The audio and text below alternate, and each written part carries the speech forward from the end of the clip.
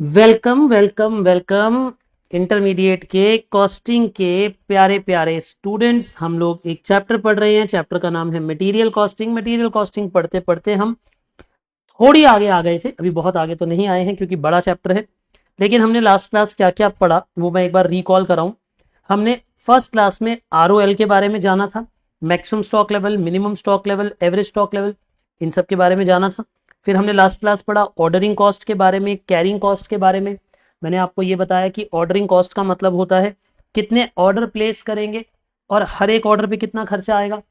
फिर हमने ये बताया कि एवरेज स्टॉक कितना है और एवरेज स्टॉक पे कैरिंग कॉस्ट कितनी लगती है पर यूनिट पे। क्या ये सारी बातें आपको याद आ रही है मैंने क्या कहा? आपने कहा जी हाँ, ये सारी बातें हमें सर याद हैं, यहां तक हमने पढ़ लिया था, इतनी बातें हमें पता है। एक बात मैं आपको बताना चाहूंगा, देखिए EOQ जो होता है वो बेस्ट ROQ होता है। रीऑर्डर क्वांटिटी जो बेस्ट होती है वो EOQ होती है। अगर क्वेश्चन में, ध्यान से सुनो मेरी बात, एक मिनट फोकस करो। अगर क्वेश्चन में ROQ नहीं दिया हो, बोलो मेरे साथ मैंने क्या बोला। अगर क्वेश्चन में ROQ नहीं दिया हुआ हो तो हम, बोलो, अगर क्वेश्चन में ROQ नहीं दिया हुआ हो तो हम क्या करेंगे? तो हम EOQ को ही ROQ मान लेंगे। तो EOQ को ही ROQ मान लेंगे क्योंकि EOQ ही में तो ROQ ही है। EOQ क्या होता है? EOQ मतलब इकोनॉमिक ऑर्डर क्वांटिटी। बेटा इकोनॉमिक ऑर्डर क्वांटिटी भी तो है, तो वो रीऑर्डर क्वांटिटी ही। भाई मेरी बात को समझो, रीऑर्डर क्वांटिटी मतलब जब भी हम लाला जी को फोन करते हैं कितना सामान मंगाते हैं। दोबारा बोलो, व्हाट इज रीऑर्डर क्वांटिटी? बोलिए, व्हाट इज रीऑर्डर क्वांटिटी? जब भी हम लाला जी को फोन करते हैं हम कितना सामान मंगाते हैं उसे बोलते हैं रीऑर्डर क्वांटिटी। उसे बोलते हैं रीऑर्डर क्वांटिटी। क्लियर है आपको ये बात? तो जो हमारी बेस्ट क्वांटिटी है जिसे हम मंगा सकते हैं, जिसे हम मंगवाते हैं अपने पास, जो बेस्ट क्वांटिटी है उसे कहते हैं इकोनॉमिक ऑर्डर क्वांटिटी। क्या ये बातें क्लियर है आपको? कूल मैन, सुपर कूल कि आपको ये सारी बातें समझ आ रही हैं।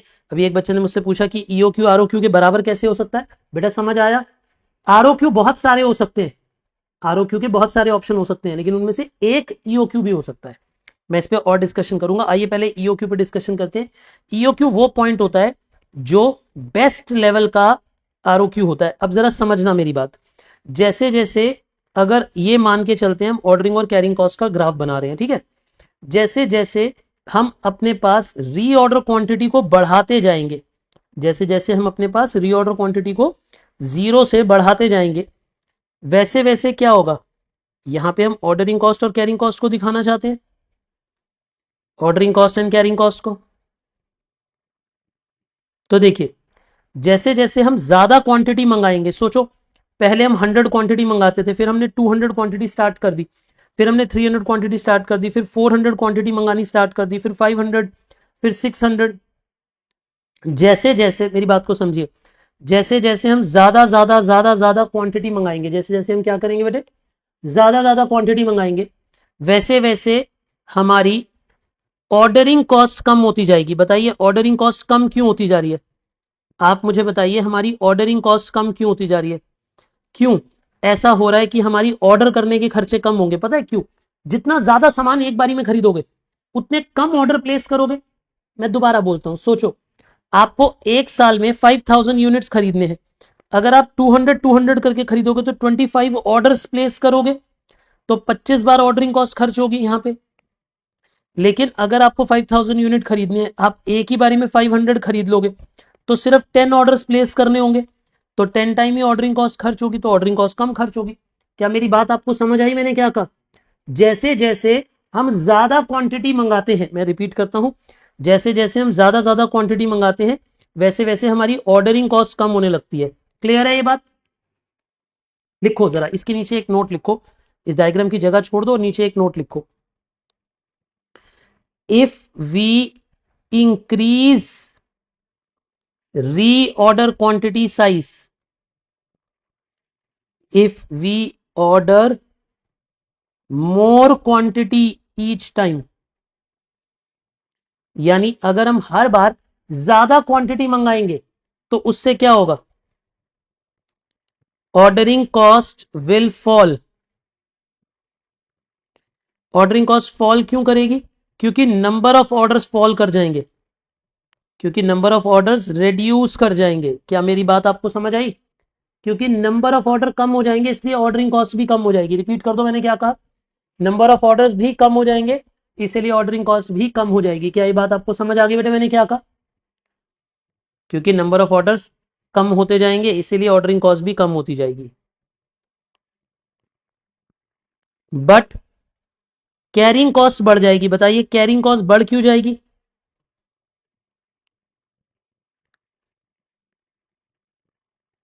Carrying cost will increase, carrying cost बढ़ने लगेगी। क्यों? As average stock will increase,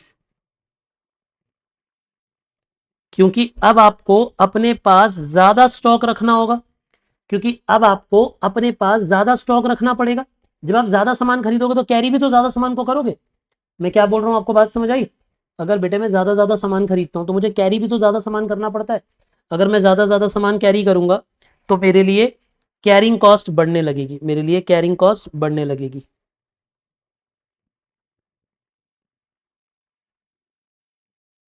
बोलिए ये बातें आपको समझ आ गई मैंने क्या कहा? जैसे जैसे मैं ज्यादा क्वांटिटी खरीदूंगा, मेरी बात को समझिए, जैसे जैसे मैं ज्यादा क्वांटिटी खरीदूंगा तो मेरी ऑर्डरिंग कॉस्ट कम होगी और मेरी कैरिंग कॉस्ट बढ़ेगी। मेरी दोनों बातें आपको समझ आई मैंने क्या कहा? When we buy more quantity the total ordering cost shall reduce whereas the total carrying cost shall increase. So there will be a sweet spot, a sweet point where both the cost will meet, जहां पे दोनों की दोनों cost shall be equal. This point is called as EOQ. This point is called as EOQ. EOQ means economic order quantity. Economic order quantity refers to a point where the ordering cost and the carrying cost become equal. So when both the costs are equal, it is called as EOQ. Is it clear? EOQ कौन सा point है बताइए? EOQ वो point है जहां ordering cost और carrying cost बराबर आ जाते हैं। ये बात समझ आ गई आपको? यही पॉइंट बेस्ट है, क्योंकि इस पॉइंट पे पता है। अच्छा एक बात बताओ, इस डायग्राम को सोच देख के बताना मुझे, मुझे कैरिंग कॉस्ट बचानी चाहिए या मुझे ऑर्डरिंग कॉस्ट बचानी चाहिए? आप मुझे बताओ, आपको कैरिंग कॉस्ट बचानी चाहिए या आपको ऑर्डरिंग कॉस्ट बचानी चाहिए?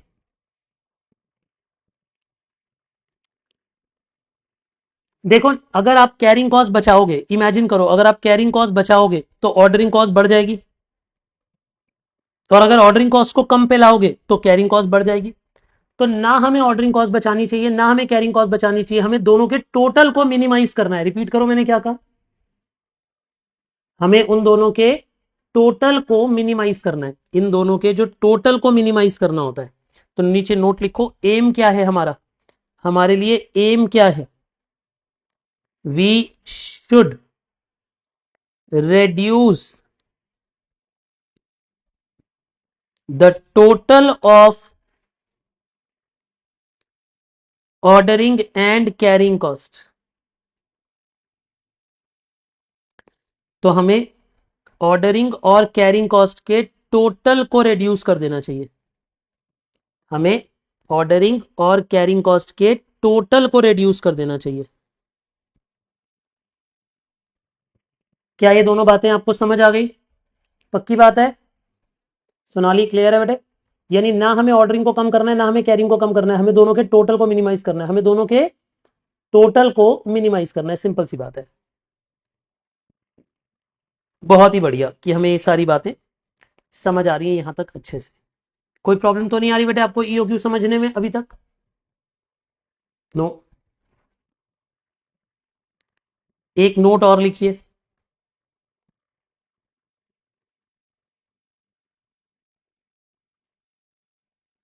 If we don't have safety stock, यानी अगर हमारे पास सेफ्टी स्टॉक नहीं होगा। क्या कहा मैंने आपको? अगर क्वेश्चन में सेफ्टी स्टॉक नहीं होगा, if we don't have safety stock, अगर क्वेश्चन में सेफ्टी स्टॉक नहीं होगा तब देन ऑर्डरिंग कॉस्ट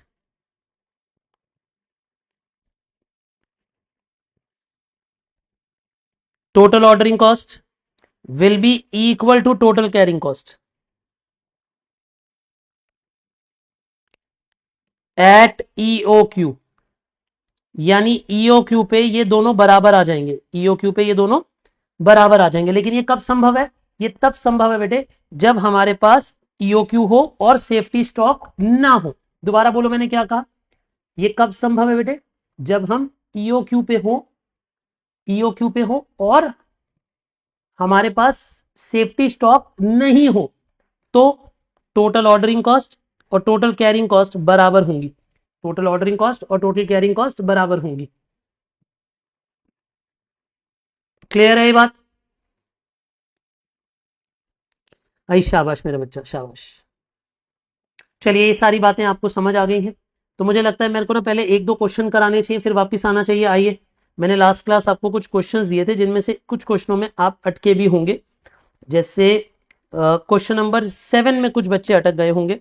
तो आइए एक बारी क्विकली देखते हैं 7th क्वेश्चन में क्या करना था, मैंने होमवर्क दिया था लास्ट क्लास। आइए question number 7, calculate the E O Q. भैया वो कह रहा है हमें ईओ क्यू निकालना है, ठीक है। और वो कहता है also state the number of order to be placed, और उसने दो बातें पूछी हैं। उसने बोला ईओ क्यू भी निकाल दो, नंबर ऑफ ऑर्डर भी कितने होंगे ये भी बता दो, ठीक है। कहता है जी consumption of material per annum is 10,000 kg। तो लो जी, हमें एनुअल कंजम्पशन बता दी उसने, तो एनुअल कंजम्पशन ही एनुअल डिमांड बन जाएगी, क्योंकि और कोई जानकारी है नहीं हमारे पास। तो सॉल्यूशन नंबर 7 में ए, यानी कि जो हमारी एनुअल डिमांड होती है वो एनुअल कंजम्पशन के बराबर ही हो जाएगी। तो वो कितनी थी? वो थी 10,000 kg, यानी हम मान लेंगे कि हमने 10,000 kg खर्च किया है एक साल में। वो कहता है order placing cost per order, यानी एक ऑर्डर को प्लेस करने का खर्चा कितना है। तो यानी अगर मैं आपसे ये पूछूं कि ऑर्डरिंग कॉस्ट पर ऑर्डर कितनी है, तो वो कहते हैं कि ऑर्डरिंग कॉस्ट पर ऑर्डर है 50 रुपीज। और फिर अगर हम पूछे कि carrying cost per unit per annum कितनी है, carrying cost per unit per annum, ठीक है जी, तो वो कहता है कि 2 रुपीज है cost per KG of raw material.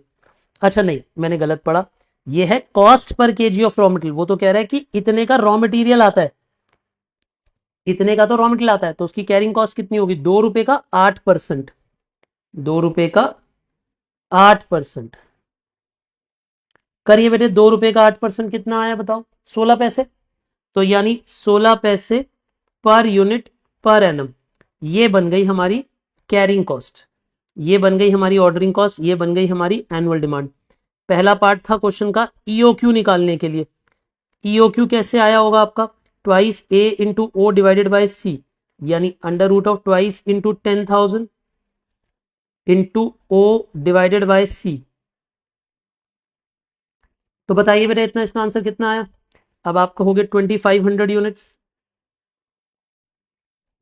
ठीक है जी, या 2500 केजी, क्योंकि केजी में था ना क्वेश्चन, तो केजी। और सेकंड पार्ट में उसने बोला नंबर ऑफ ऑर्डर, यही पूछा ना क्वेश्चन ने आपसे कि आप मुझे बताओ नंबर ऑफ ऑर्डर्स कितने होंगे। तो अब आप लिखिए number of orders, number of orders का मतलब ए बाय ईओ क्यू। ए कितना है? 10,000, ईओ क्यू कितना है? 2500। अब इन दोनों को डिवाइड कर दीजिए, कितना आ जाएगा बेटा आपके पास? 4 ऑर्डर्स। तो यानी हमें हर साल 4 ऑर्डर प्लेस करने होंगे। वैसे इसमें डाउट आना नहीं चाहिए था, मुझे तो बड़ा आसान लग रहा है ये क्वेश्चन। अब आई डोंट नो कि दो बच्चों ने इससे डाउट पूछा, क्यों पूछा। अच्छा, एक बच्चा कह रहा है, देखो अब दिक्कत क्या है, दिक्कत है सारी की सारी इंग्लिश की। उसने ना जानबूझ के लिख दिया 8% ऑफ द एवरेज स्टॉक। भैया कैरिंग कॉस्ट हमेशा एवरेज स्टॉक पे ही लगती है।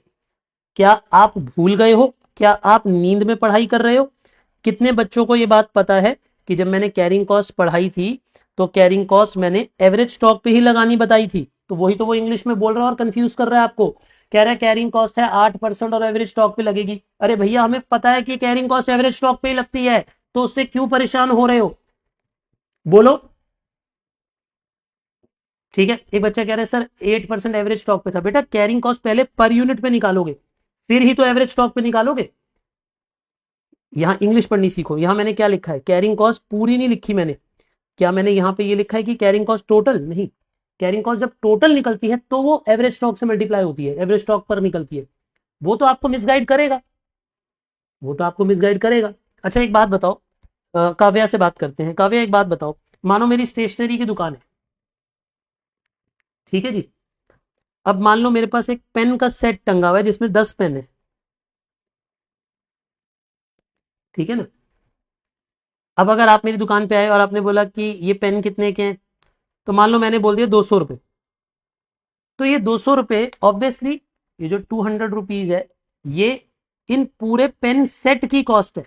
बट अगर आपको मुझसे एक चाहिए तो आप एक के हिसाब से खरीदोगे, आप 20 रुपये दोगे, एक पेन लोगे। आप ये थोड़ा ना कहोगे लेकिन आपने तो 200 रुपये कहा था, अब मैं 200 रुपये में ही खरीदूंगी पेन। वहां कॉमन सेंस कैसे आ जाती है जब अपनी जेब से पैसा जा रहा होता है, यहाँ कैसे कॉमन सेंस एकदम गायब हो जाती है जब यहाँ पे लिखा है एवरेज स्टॉक। भैया एवरेज स्टॉक पे ही निकलती है कैरिंग कॉस्ट हमेशा। वहां ये थोड़ी ना कह रहा है कि पर यूनिट पे भी, एक यूनिट के लिए भी पहले एवरेज स्टॉक पे निकालूंगा फिर दिखाऊंगा, नहीं। मैं बात कर रहा हूँ एक यूनिट की, तो एक यूनिट की कैरिंग कॉस्ट तो एक यूनिट पे ही निकलेगी। हाँ, बाद में ये जो कॉस्ट है ये मल्टीप्लाई किससे होती है, एवरेज स्टॉक से। कॉमन सेंस की बात है, वो तो कंफ्यूज करेगा। आप क्यों हो रहे हो बेटे, मतलब ये कंफ्यूजन भी अच्छी नहीं है बेटा, ये बेकार कंफ्यूजन है, मतलब मीनिंगफुल नहीं है। बाकी सबको समझ आ गई बेटे हमने क्या बात करी। चलिए और बताइए, कोई मैंने जो होमवर्क दिया था और किसी में तो डाउट नहीं आया, फिर आगे बढ़ जाऊं मैं सीधा सीधा क्वेश्चन कराने के लिए एक दो। तैयार हो आप कुछ नया पढ़ने के लिए, कुछ बेहतर सीखने के लिए आज। आपने कहा हाँ जी सर। अब हम थोड़ी भारी टॉपिक पे चलेंगे, आज हम अच्छा क्वेश्चन पढ़ना स्टार्ट करेंगे। क्वेश्चन नंबर 13 प्लीज पढ़िए। यहां से वो क्वेश्चन स्टार्ट होंगे जो मेजरली एग्जाम में देखोगे आप। ये क्वेश्चन नंबर 13 जैसे क्वेश्चन है जो आप एग्जाम में देखोगे। आइए जरा, क्वेश्चन नंबर 13 क्या कहता है, KL limited produces product M which has a quarterly demand of 8000 unit.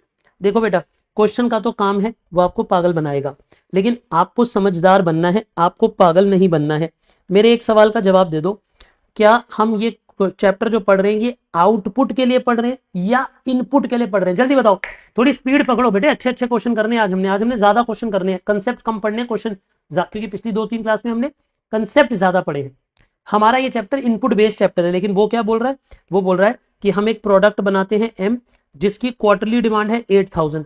अरे तेरी ऐसी की तैसी, यानी वो हमें बता रहा है कि जो हमारा आउटपुट है, आउटपुट उसका नाम है एम और उसकी डिमांड कितनी है 8000 पर क्वार्टर।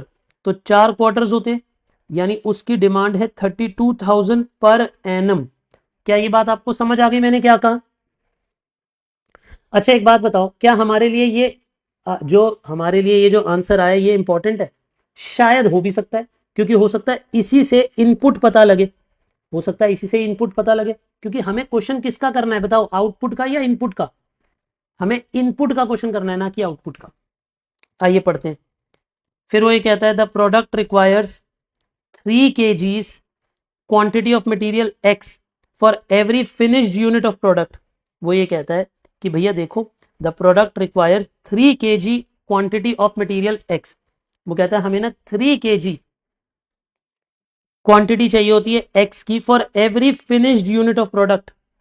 मतलब एक यूनिट बनाने के लिए, देखो अगर एक यूनिट बनाना है तो उसके लिए 3 kg इनपुट लगता है। तो आप मुझे बताओ हमारा टोटल इनपुट रिक्वायर्ड कितना होगा, टोटल इनपुट रिक्वायर्ड कितना होगा, कोई मुझे बता सकता है क्या। देखो अगर मुझे एक यूनिट बनाना है तो 3 kg लगेगा, तो अगर मुझे 32,000 यूनिट बनाने होंगे तो कितना इनपुट लगेगा, बता सकता है कोई। अगर मुझे 32,000 यूनिट बनाने हैं तो कितना इनपुट लगेगा। देखो आप ये कहोगे 32,000 इंटू 3 यानी 96,000 kg इनपुट लगेगा। क्या ये बात भी आपको समझ आ गई बच्चे, प्लीज मुझे जल्दी से बताइए कि आपको ये सारी की सारी बातचीत समझ आ गई, हमने क्या बात करी है अभी तक। Is it clear, cool. बच्चे कह रहे हैं कि यहां तक की बातचीत आपको समझ आ गई मैंने क्या कहा, बहुत बढ़िया।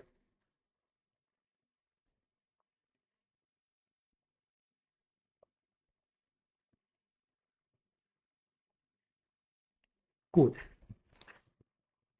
तो हमें ये पता लग गया कि आउटपुट एक साल में कितनी बनाते हैं, इनपुट एक साल में कितनी खर्च करते हैं, तो हमें बेसिकली ए पता लग गया। ठीक है आगे पढ़ते हैं चलिए। और क्या कहता है क्वेश्चन, वो कहता है देखो कॉस्ट ऑफ मटेरियल 20 रुपीज है, तो यानी प्राइस ऑफ मटेरियल, खरीदने जाओगे तो 20 रुपए पर केजी का मटेरियल है। फिर वो कहता है cost of placing an order, एक ऑर्डर देने पे खर्चा कितना आता है, यानी ऑर्डरिंग कॉस्ट पर ऑर्डर कितनी है। तो हमें कहता है एक ऑर्डर जब आप प्लेस करते हो तो 1000 रुपीज लगते हैं पर ऑर्डर, ठीक है।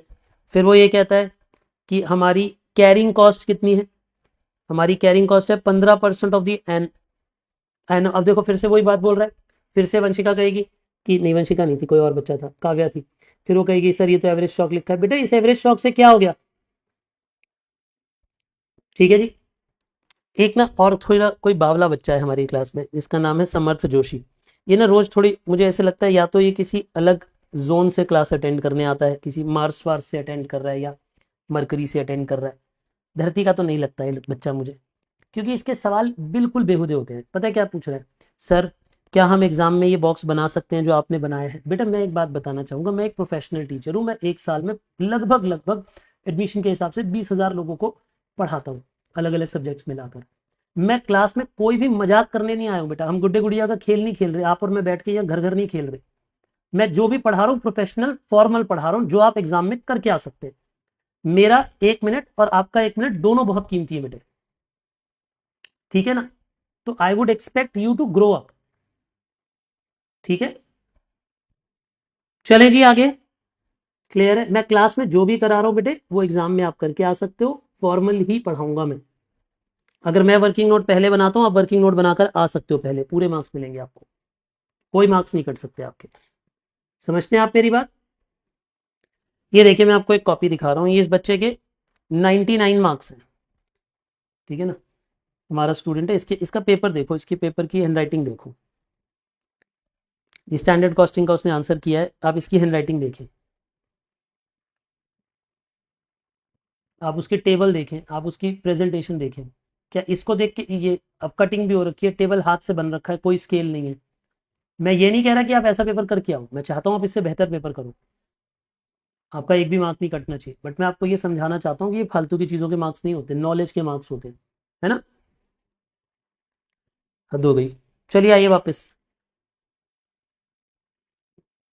आइए जी आइए प्लीज। और मैं एक बार फॉर्मली आप सबको बताना चाहूंगा, मैं बहुत मेहनत से पढ़ाता हूँ बेटे।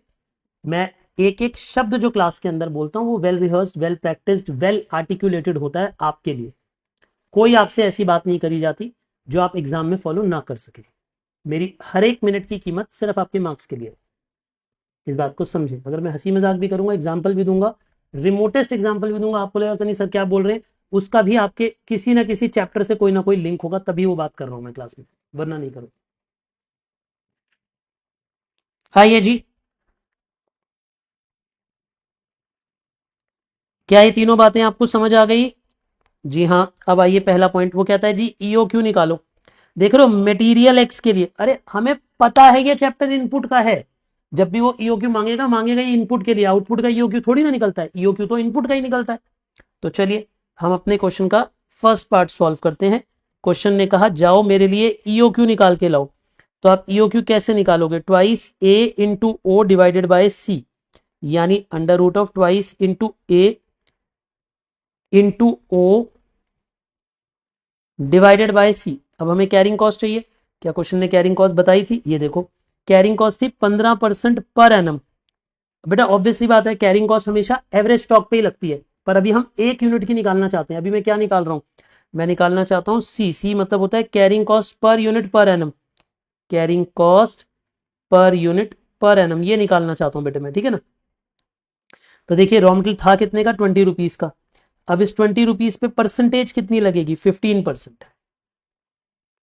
तो बेटा ये कितना हो गया, 3 rupees per unit per annum, ये हमारी कैरिंग कॉस्ट है। क्या ये भी आपको समझ आ गया, जल्दी से मुझे बताइए आपका ईओ क्यू कितना है। तो एक बच्चे ने बताया जी 8000 केजी, क्योंकि इनपुट तो केजी में आएगा तो इसलिए इसे केजी में लिख दिया। ईओ क्यू आ गया हमारे पास। यहां तक सारी बात समझ आ गई बेटे आपको, प्लीज बताइए आप मुझे, थम्स अप करके बताइए। कूल, इससे आगे चलते हैं। ये तो हो गया हमारा ईओ क्यू, है ना। Next is when we done E O Q, देखिए, should the company accept an offer, अब यहां पे है असली बात, मजेदार बात। ठीक है जी, सुनिएगा। अब हम लाला जी को बोल रहे हैं कि लाला जी हर बार 8,000 8,000 8,000 यूनिट भेजो। मतलब मेरे अकॉर्डिंग कितने यूनिट मंगाने चाहिए हर बार? मतलब मैं अगर कंपनी को कंसल्टिंग दे रहा हूं तो मैं बोल रहा हूं कंपनी आप हर बार 8,000 यूनिट मंगाओ, वो सबसे सस्ता पड़ेगा। जब भी लाला जी को फोन करते हो 8,000 यूनिट मंगाओ, 8,000 8,000 करके पूरे 96,000 खरीदना, लेकिन 8,000 8,000 करके खरीदना, यानी 12 ऑर्डर प्लेस करना। क्या आपने मन में 12 ऑर्डर आ गए थे आपके? देखो, 96,000 डिवाइडेड बाय 8,000, तो यानी 12 ऑर्डर्स प्लेस करने पड़ेंगे, हर महीने एक ऑर्डर जा रहा होगा। Agree? Agree? Yes, very good. लेकिन अब क्वेश्चन में आ गया ट्विस्ट। देखो, क्वेश्चन में कहता है should the company accept an offer of 2% discount from the supplier. अब देखो, जो लाला जी हैं, एक बात बताओ, लाला जी क्या चाहते होंगे? लाला जी ये चाहते होंगे कि जब मैं सामान ऑर्डर करूं, सुनना मेरी बात, लाला जी ये चाहते होंगे कि जब मैं सामान ऑर्डर करूं तो मैं थोड़ा थोड़ा सामान ऑर्डर करूं या ज्यादा ज्यादा ऑर्डर करूं? सोच के बताना। दुकानदार भैया क्या चाहते हैं? वो तो चाहते होंगे ज्यादा ऑर्डर करो, क्योंकि जब वो ज्यादा ऑर्डर करोगे तो उनका सामान आपके पास आ जाएगा, आपकी कैरिंग कॉस्ट बढ़ जाएगी, लेकिन उनकी कैरिंग कॉस्ट घट जाएगी, क्योंकि उनका तो गोडाउन खाली हो जाएगा, और प्लस ज्यादा सामान बिकेगा तो उन्हें प्रॉफिट ज्यादा होगा। तो वो तो चाहते हैं ज्यादा खरीदो, तो हमने कहा हम नहीं खरीदे ज्यादा, तो वो पता है क्या कह रहे हैं? कह रहे हैं मैं आपको 2% डिस्काउंट देने को तैयार हूं if wants to supply the annual requirement of material X in 4 equal quarterly installment। वो कह रहा है, लेकिन एक बात सुन लो, वो कह रहा है मैं आपको 2% डिस्काउंट दूंगा अगर आप अपनी एनुअल इनपुट, जो आपको एनुअल इनपुट चाहिए, वो सिर्फ 4 क्वार्टरली इंस्टॉलमेंट्स में मंगाओ, 4 बार में मंगाओ। यानी मैं इसकी हिंदी लिखवाना चाहता हूं, पहले हिंदी लिखो इसकी। यानी हिंदी लिखिए बेटा। यानी लाला जी चाहते हैं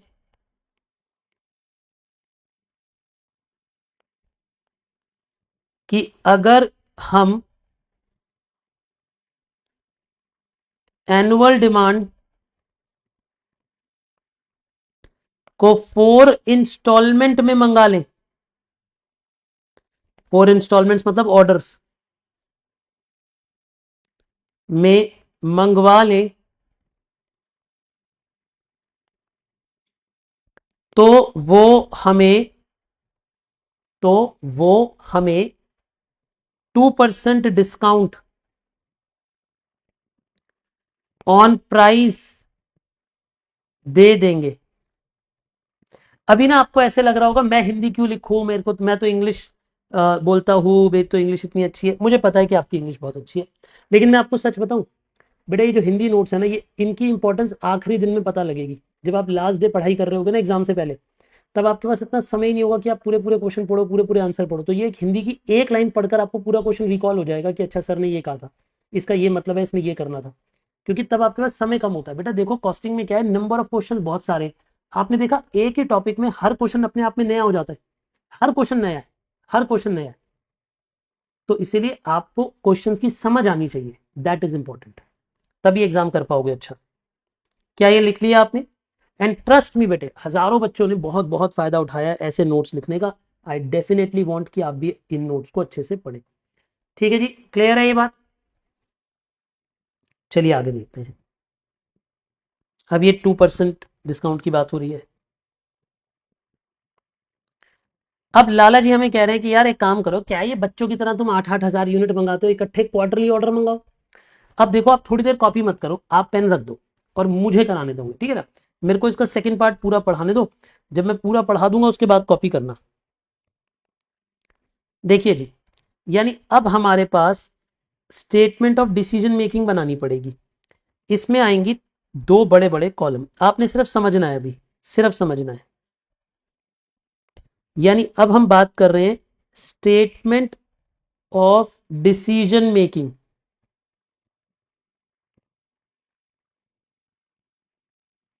स्टेटमेंट ऑफ डिसीजन मेकिंग, तो ये आ जाएगा पर्टिकुलर्स, ये क्या आ जाएगा बेटे? पर्टिकुलर्स, ठीक है। अब इधर आओ, अब यहां पे और यहां पे क्या होएगा?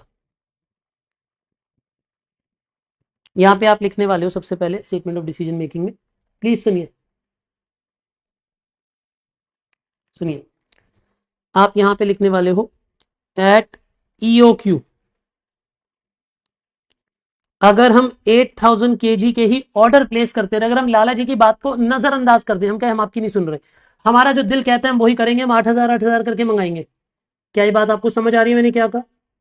अच्छा एक बात हो, अगर हम 8000 यूनिट मंगाते तो हमारे खर्चे कुछ और आते, पर लाला जी हमें कह रहे हैं कि यार तुम ऐसा मत करो, तुम ना एक ही बारी में 30 नहीं 96,000 डिवाइडेड बाय 4 करना पड़ेगा। तो ये बन जाएगा आपका, जैसे 8000 था ना, 8000 24,000, तो 24,000 केजी ROQ। मतलब आप हर बार, लाला जी कह रहे हैं हर बार इतनी केजी मंगा लो। क्या 8,000 मंगाते हो? क्या छोटे छोटे चिन्ने चिन्ने ऑर्डर देते हो? मुझे बड़ा ऑर्डर दो। लाला जी आपसे क्या डिमांड कर रहे हैं कि मुझे बड़े ऑर्डर दो। सर ये 24,000 कैसे आया, मैं आपको समझाता हूं। देखो ये 24,000 आया होगा जब आपने 96,000 को डिवाइडेड बाय 4 कर दिया होगा, क्योंकि 96,000 आपको एक साल में खरीदना है। बेटा 96,000 आपको कब खरीदना है बताओ?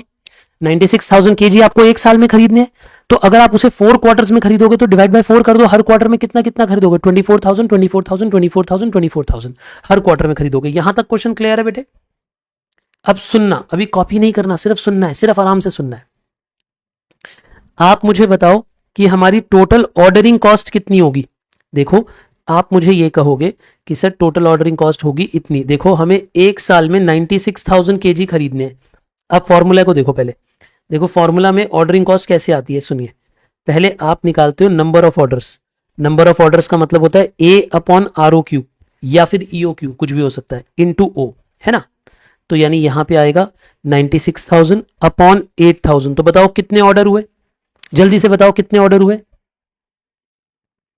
ये हुए बेटा हमारे 12 ऑर्डर्स, ये हुए हमारे 12 ऑर्डर्स, है ना।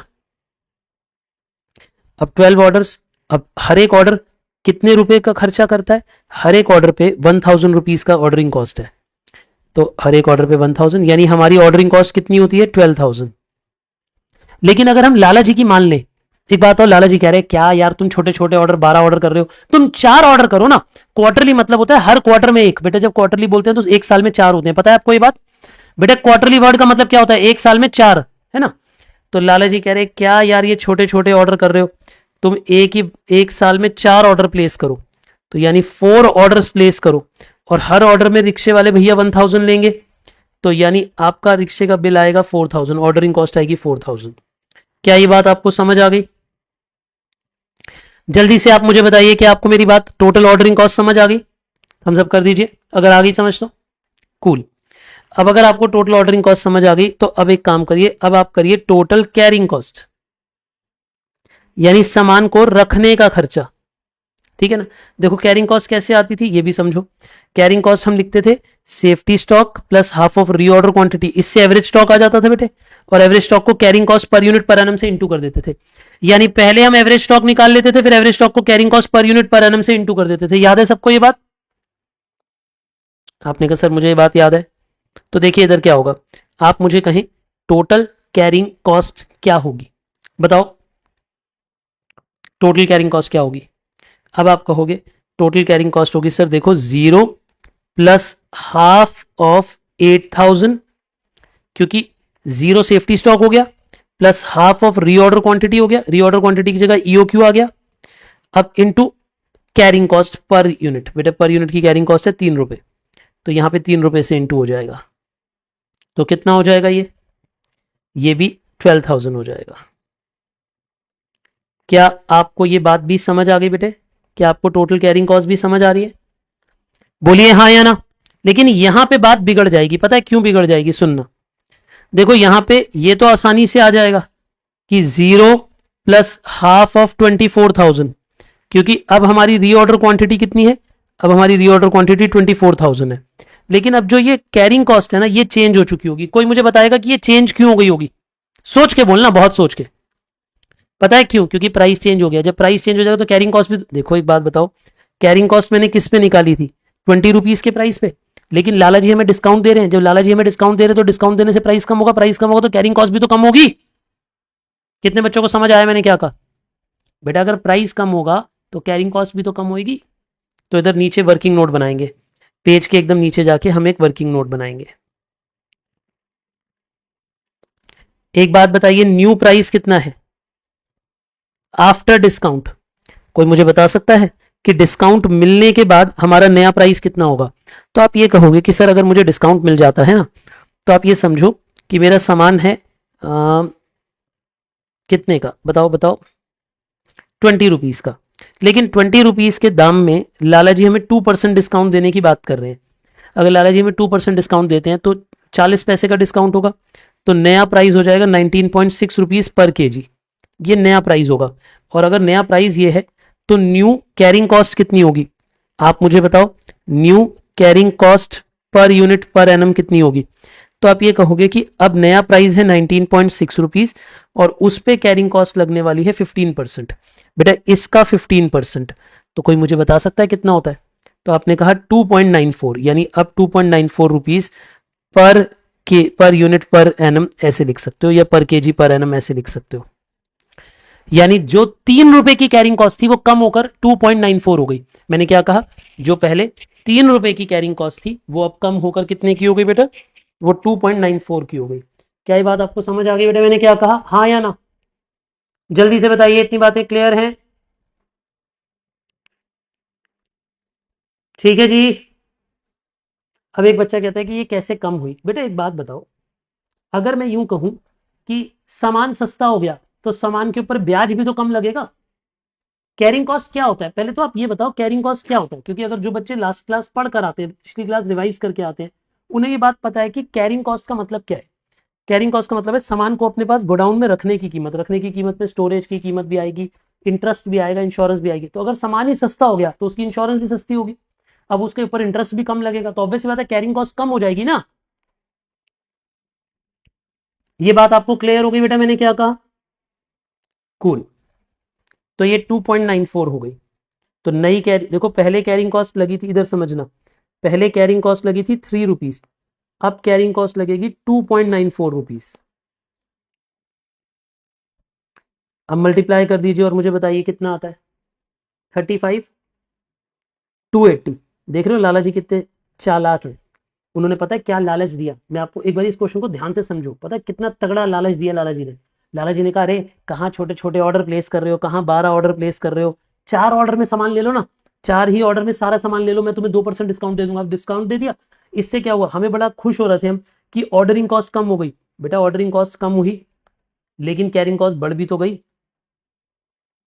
अब सामान हमें ज्यादा कैरी करना पड़ रहा है, ज्यादा कैरी करना पड़ रहा है तो कैरिंग कॉस्ट बढ़ भी तो जाएगी, क्योंकि पहले हम सिर्फ 8,000 का हाफ स्टॉक कैरी करते थे, अब हम 24,000 का हाफ स्टॉक कैरी कर रहे हैं। क्या ये बात आपको क्लियर हो गई मैंने क्या कहा? Total ordering cost, total carrying cost, बोलिए ये दोनों बातें क्लियर हैं आपको? अब इसके बाद आइए, अब इसके बाद आएगी परचेज कॉस्ट।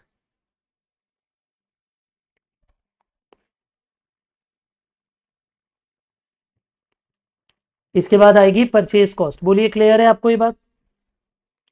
अब मुझे बताओ हमने कितने थाउजेंड सामान खरीदा था? 96,000 केजी खरीदा था।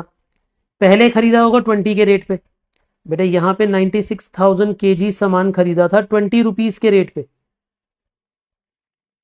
करिए बेटा इसे इंटू, अब 96,000 केजी खरीदा होगा लेकिन 19.6 रुपीज के रेट पे।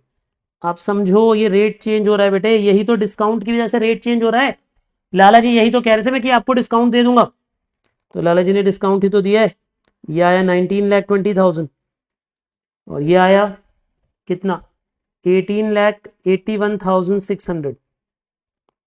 अब इन्हें टोटल करो और टोटल कॉस्ट निकालो।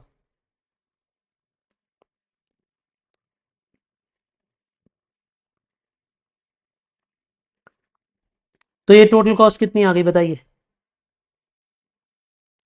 ये टोटल कॉस्ट आ गई 19,44,000। और ये टोटल कॉस्ट कितनी आ गई?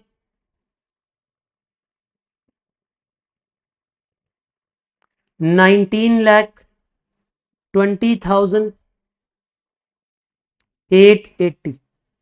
अच्छा जी, अब एक बात बताओ, हम जब ईओक्यू मंगा रहे थे तो ज्यादा खर्चा था, अब डिस्काउंट के बाद खर्चा कम हो गया, तो क्या हम लाला जी की बात माने या लाला जी की बात को रिजेक्ट कर दें? आप मुझे बताओ।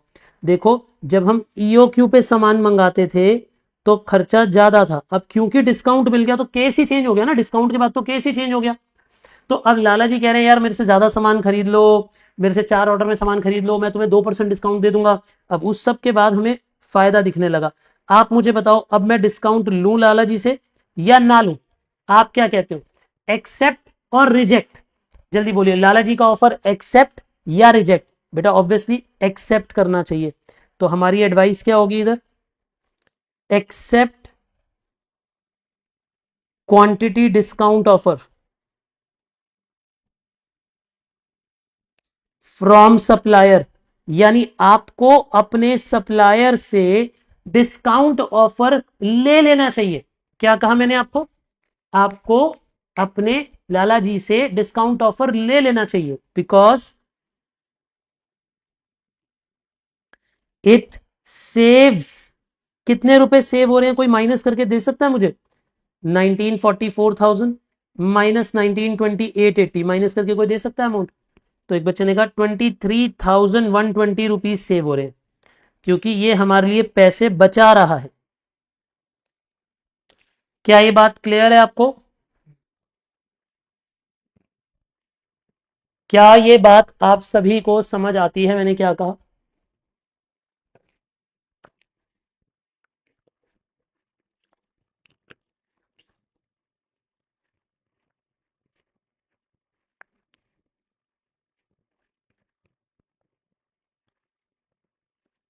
हाँ जी बोलिए प्लीज।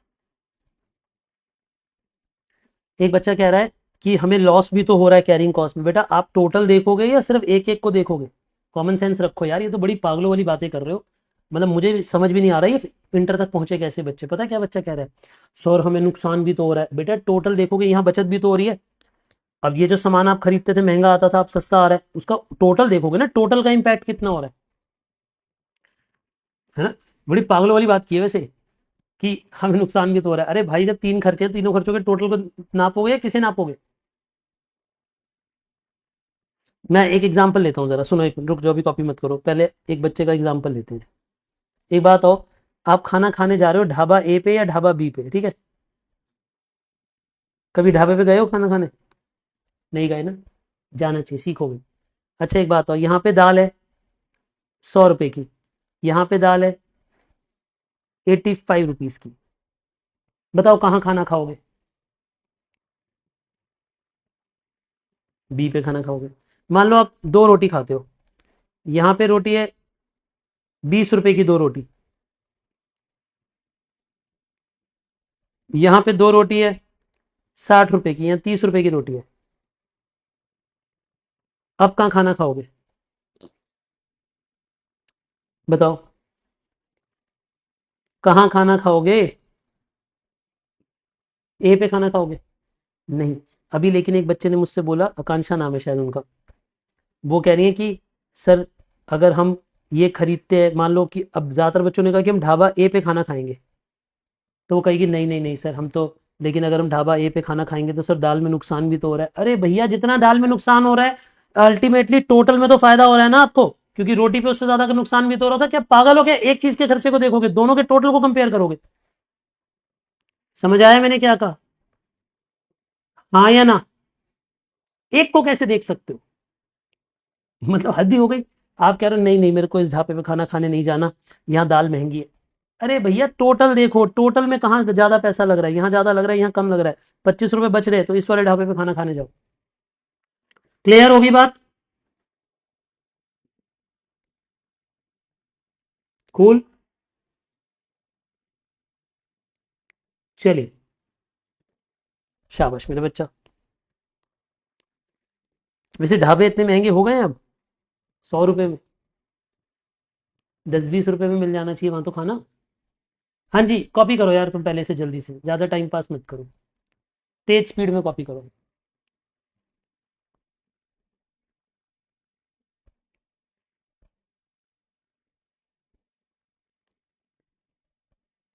एक बच्ची कह रही है इससे भी ज्यादा महंगा हो चुका है खाना, हद कर लो।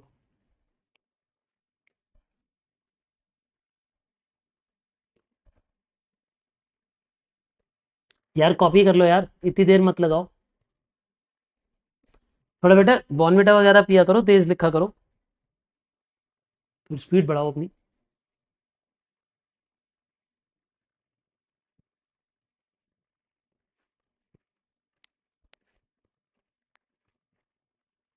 डन।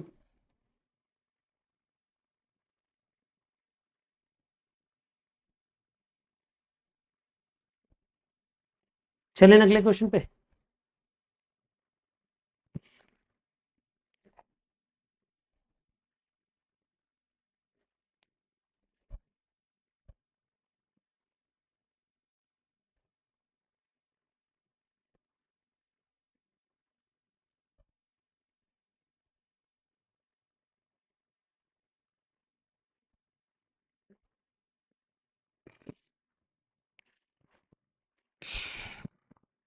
कॉपी कर लिया बच्चा? Be quick. लिख लिया बेटे?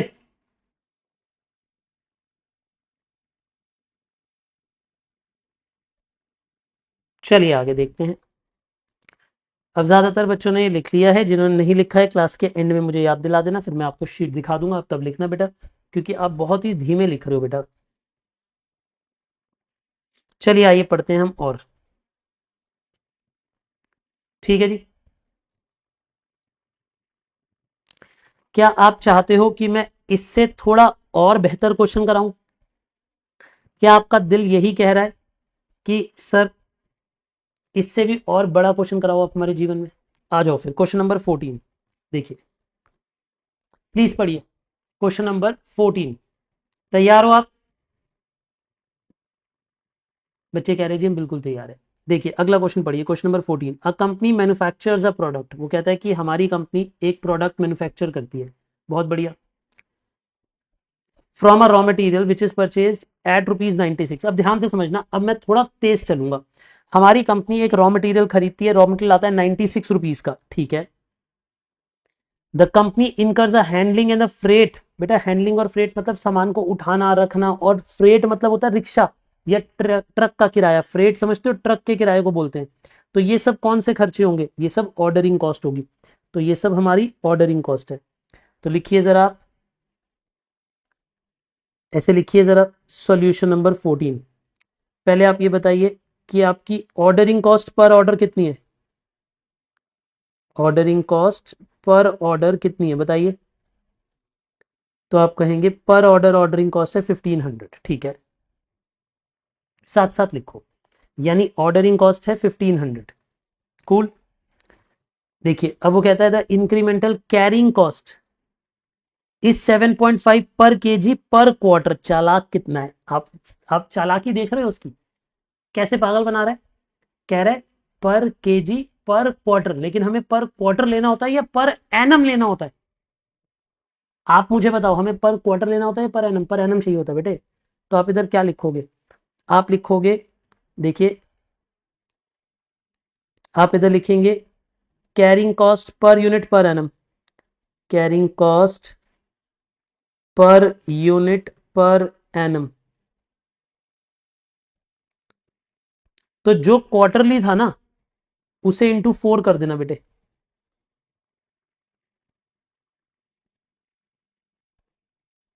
₹30 पर केजी पर एनम, ऐसे भी लिख सकते हो, पर केजी पर एनम या पर यूनिट पर एनम भी लिख सकते हो, एक ही बात है। कितने बच्चों को ओ और सी दोनों बातें समझ आ गई? सच सच बताओ, समझ आ गई बात? आपको चालाकी समझ आई बेटे? क्वेश्चन में क्या थी कि वो पर क्वार्टर दे रहा है, लेकिन क्या आपको उसे पर क्वार्टर को रखना है या आप उसे पर एनम में बना दोगे?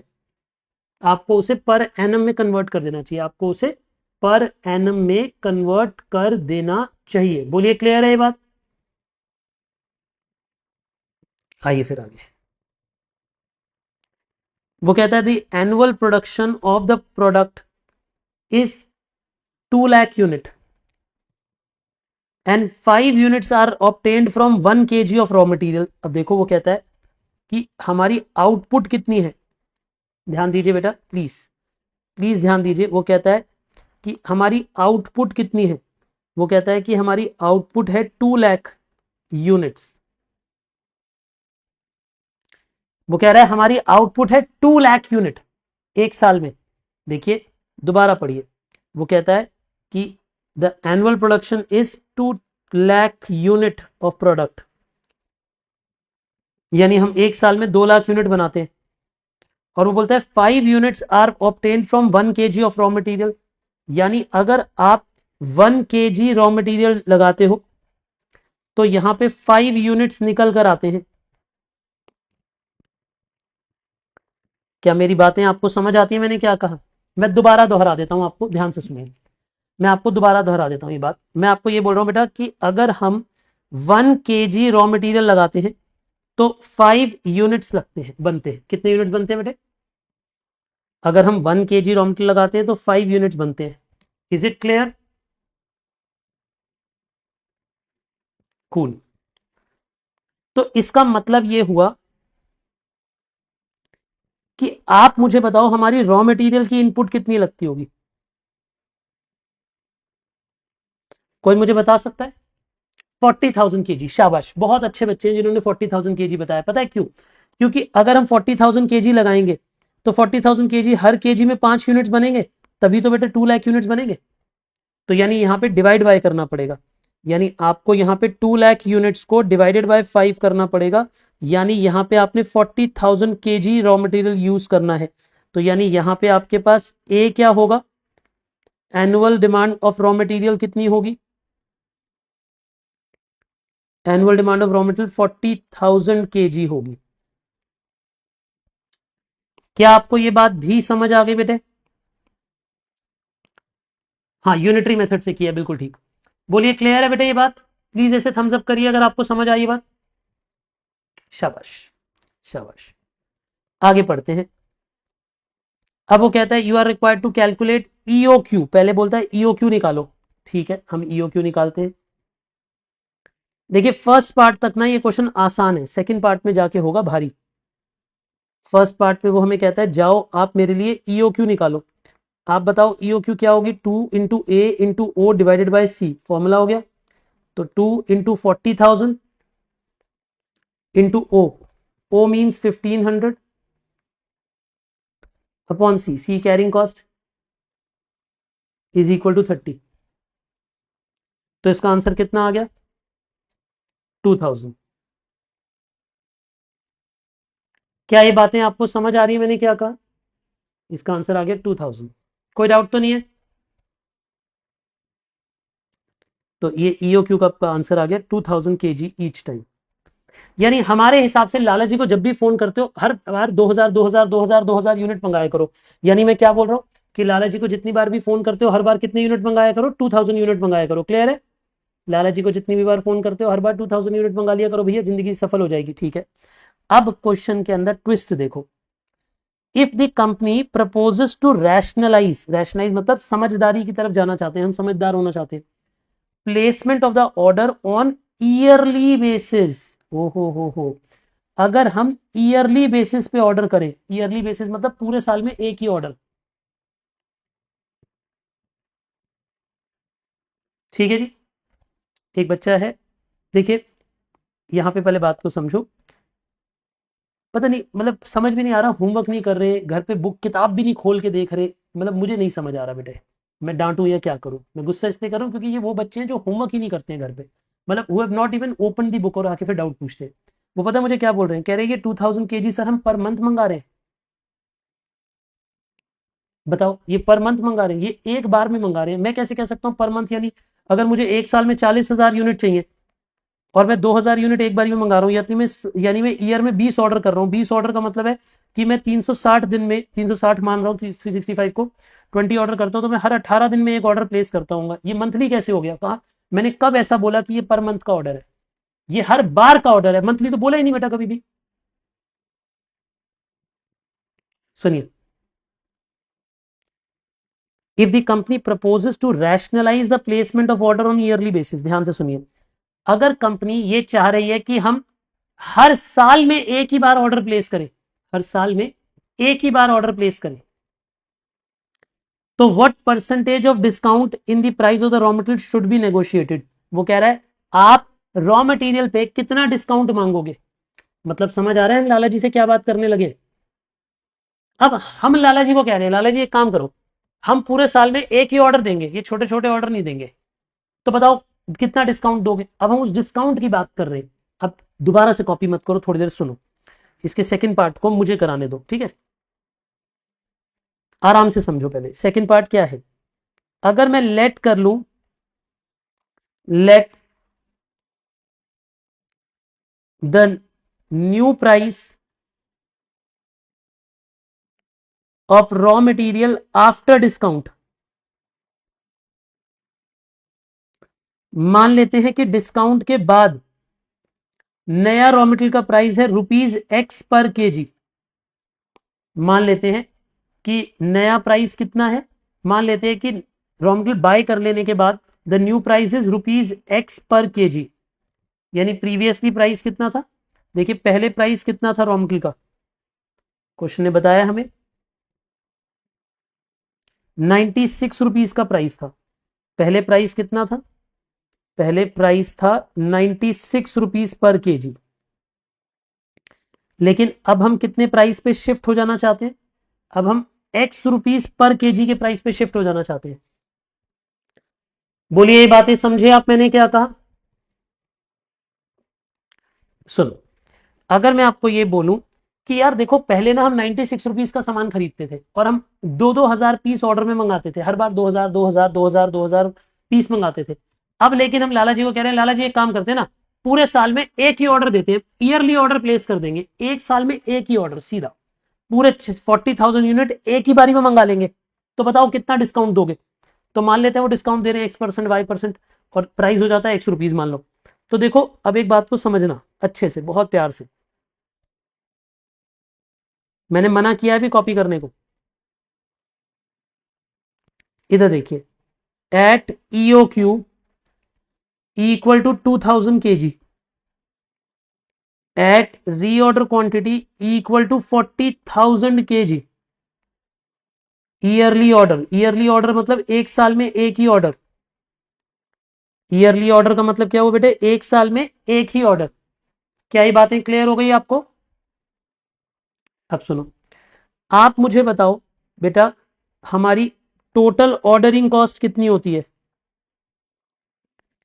अब आप ये कहोगे देखो हम एक साल में सर 40,000 kg खरीदते हैं, लेकिन एक बार में 2,000 kg खरीदते हैं, तो यानी हम कुल मिलाकर 20 ऑर्डर्स प्लेस करते होंगे। और हर एक ऑर्डर पे कितना खर्चा आता है बेटे, हर एक ऑर्डर पे 1,500 रुपीज का खर्चा आता है। तो हमारी ऑर्डरिंग कॉस्ट कितनी है, 30,000 की ऑर्डरिंग कॉस्ट है, ठीक है। लेकिन एक बात बताओ, अगर हम ईयरली ऑर्डर पे स्विच कर गए, अगर हम शिफ्ट कर गए, अगर हमने लाला जी को कहा लाला जी अब हम एक ही ऑर्डर दिया करेंगे, एक साल में एक ऑर्डर, तो बताओ अब हम कितने यूनिट्स खरीदेंगे। अब हम 40,000 यूनिट एक ही बारी में खरीद लेंगे, तो अब तो एक ही ऑर्डर प्लेस करेंगे। और एक ऑर्डर अगर 1,500 रुपीज रिक्शे वाला लेगा तो सिर्फ 1,500 रुपए में सामान आ जाएगा। अब आपके मन में ये सवाल उठ सकता है कि सर रिक्शे वाला इतना सामान एक ही बारी में ले आएगा। मान लो कि ले आएगा, क्योंकि क्वेश्चन ने कुछ नहीं कहा। पहले 20 ऑर्डर्स थे तो 20 बार ऑर्डरिंग कॉस्ट खर्च होती थी, अब एक ही ऑर्डर है तो एक ही बार ऑर्डरिंग कॉस्ट खर्च होगी, लेकिन कैरिंग कॉस्ट बढ़ जाएगी। बताओ हाँ या ना। देखिए कैरिंग कॉस्ट कितनी होगी, 0 प्लस हाफ ऑफ री ऑर्डर क्वांटिटी इंटू ₹30, तो ये भी 30,000 होगा। और ये होगा 0 प्लस हाफ ऑफ 40,000 इंटू ₹30, क्योंकि अब यहां पे सर कैरिंग कॉस्ट चेंज नहीं होगी क्या, यहां पे नहीं, अब चेंज नहीं होगी क्योंकि कैरिंग कॉस्ट प्राइस पे बेस्ड नहीं है।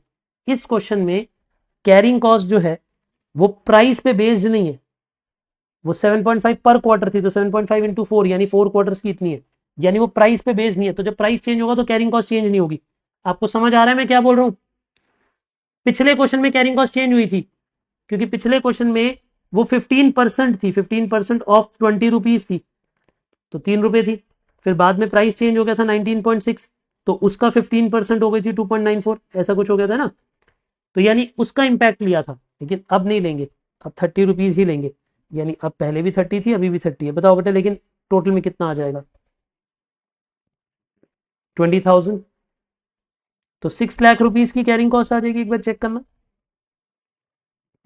बहुत ज्यादा कैरिंग कॉस्ट बढ़ गई।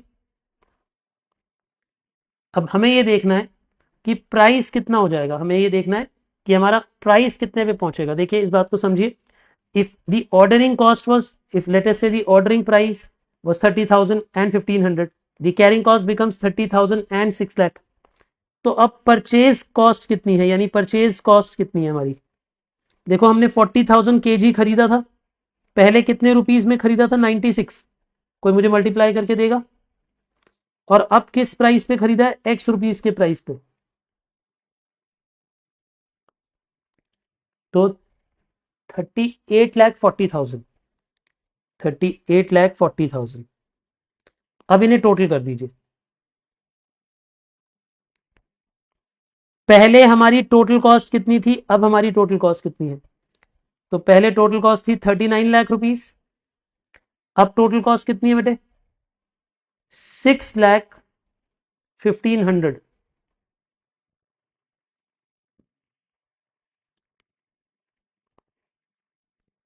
6,15,100 प्लस 40,000 एक्स, यानी पहले ये टोटल कॉस्ट थी, अब ये टोटल कॉस्ट है। क्या मेरी बातें आपको समझ आई। आप पहले यहां तक का क्वेश्चन बताओ, मुझे समझ आ रहा है आपको यहां तक का क्वेश्चन। सर अभी डिस्काउंट तो आपने निकाला ही नहीं, डिस्काउंट कैसे अरे बेटा मैं कराऊंगा ना, चिंता ना मत करो मेरे बच्चे, चिंता मत करो, मैं हूं ना। अभी बस आप पहले यहां तक बताओ, यहां तक समझ आ रहा है पिछले क्वेश्चन जैसा लग रहा है थोड़ा थोड़ा कि नहीं, थोड़ा थोड़ा पिछले क्वेश्चन जैसा लग रहा है कि नहीं। हाँ सर पिछले क्वेश्चन जैसा थोड़ा थोड़ा तो लग रहा है, क्योंकि पिछले क्वेश्चन में बस हमें पता था कि 2% डिस्काउंट मिल रहा है, अब यहाँ पे पता नहीं है कि 2% डिस्काउंट है कितना है। तो हमने क्या किया सुनो, पहले हमने दोनों की ऑर्डरिंग कॉस्ट निकाली, फिर हमने दोनों की कैरिंग कॉस्ट निकाली, फिर ये परचेज वैल्यू निकाली। अब हम इन दो तीनों को ऐड कर देंगे। और अच्छा एक बात बताओ, मैं क्या इन दोनों को, ठीक है जी, देखिए बेटे, क्या मैं इन दोनों को इक्वेट कर सकता हूं। इक्वेट मतलब इक्वल रखना। एक बात बताओ, आप एक दुकान पे जाते हो, अब लिखना मत सिर्फ सुनना। आप एक दुकान पे जाते हो और आप उस दुकान से एक रजिस्टर खरीद के आते हो, फिर 15 दिन बाद जाते हो फिर एक रजिस्टर खरीद के आते हो, है ना। तो आपकी ordering cost, carrying cost, purchase cost सब लगती होगी। अब वो दुकान वाले भैया आपको कह रहे हैं यार क्या बार बार आता है, एक एक दो दो रजिस्टर लेके, इकट्ठे 10 रजिस्टर ले ले, तो मैं तेरे को थोड़ा डिस्काउंट दे दूंगा। तो आप लीस्ट केस में ये एक्सेप्ट करोगे कि जितनी टोटल कॉस्ट यहां थी, अगर उतनी ही टोटल कॉस्ट दूसरे केस में भी आ गई तो शायद आप इसे एक्सेप्ट कर लोगे। बट अगर इसकी कॉस्ट ज्यादा आई तो फिर एक्सेप्ट नहीं करोगे, आप कहोगे भैया मैं नहीं चाहिए मुझे। तो आप कब एक्सेप्ट करोगे, जब ये दोनों कॉस्ट इक्वल होंगी, जब ये दोनों कॉस्ट इक्वल होंगी, या फिर कॉस्ट कम आ जाएगी, कम आ जाएगी तब भी एक्सेप्ट कर लोगे, इक्वल आ जाएगी तब भी एक्सेप्ट कर लोगे। अब यहां पे कम तो आ नहीं सकती क्योंकि हमें तो डिस्काउंट का परसेंटेज पता नहीं है, हमें तो डिस्काउंट की परसेंटेज पता नहीं है। तो हम क्या करेंगे, अब थोड़ी देर समझो, हम इन दोनों को इक्वल रख देंगे। यानी हम कहेंगे कि पहले हमारे 39 लाख खर्च होते थे, अब हमारे 6,01,500 प्लस 40,000 एक्स खर्च होते हैं। तो अब इन दोनों को आप इक्वेट कर दीजिए बेटा, इसे माइनस कर दीजिए। तो बताइए कितना हो जाएगा। कैलकुलेशन ऐसे करो, इसमें से पहले इसे माइनस कर दो और फिर डिवाइड बाय 40,000 कर दो, यानी 39 लाख को 601500 माइनस कर दो और 40,000 से डिवाइड कर दो। So new price after discount कितना होना चाहिए। So new price after discount होना चाहिए कितना 82.46, 82.46। यानी हमें इस प्राइस पे अगर सामान मिलेगा तब तो ठीक है, अगर इससे ज्यादा पे मिलेगा तो ठीक नहीं है। यानी इस क्वेश्चन में अब हम डिस्काउंट निकालेंगे। पहले बताओ यहां तक की बात समझ आई? मतलब मैंने ये कहा कि पहले हमारी ऑर्डरिंग कॉस्ट इतनी थी, अब इतनी है। पहले कैरिंग कॉस्ट इतनी थी, अब ज्यादा है। पहले परचेज कॉस्ट इतनी थी, अब थोड़ी कम हो गई होगी। तो इन तीनों का टोटल किया। अब क्योंकि इसमें एक्स था, इसलिए ये एक्स वाली फिगर ऐड नहीं हो सकती, तो इसे अलग रखना पड़ता है बेटे, जिसमें एक्स होता है। नंबर वाली नंबर को ऐड कर दिया और एक्स वाली फिगर को अलग रख दिया। तो इन दोनों को मैंने इक्वेट किया, इक्वेट करके एक्स की वैल्यू इतनी आ गई। तो अब मुझे बताओ डिस्काउंट कितना चाहिए हमें? पता है अब डिस्काउंट परसेंटेज देखो, अब मैं जो लिख रहा हूं उसे बहुत ध्यान से समझना। आप मुझे बताइए ओरिजिनल प्राइस कितना था?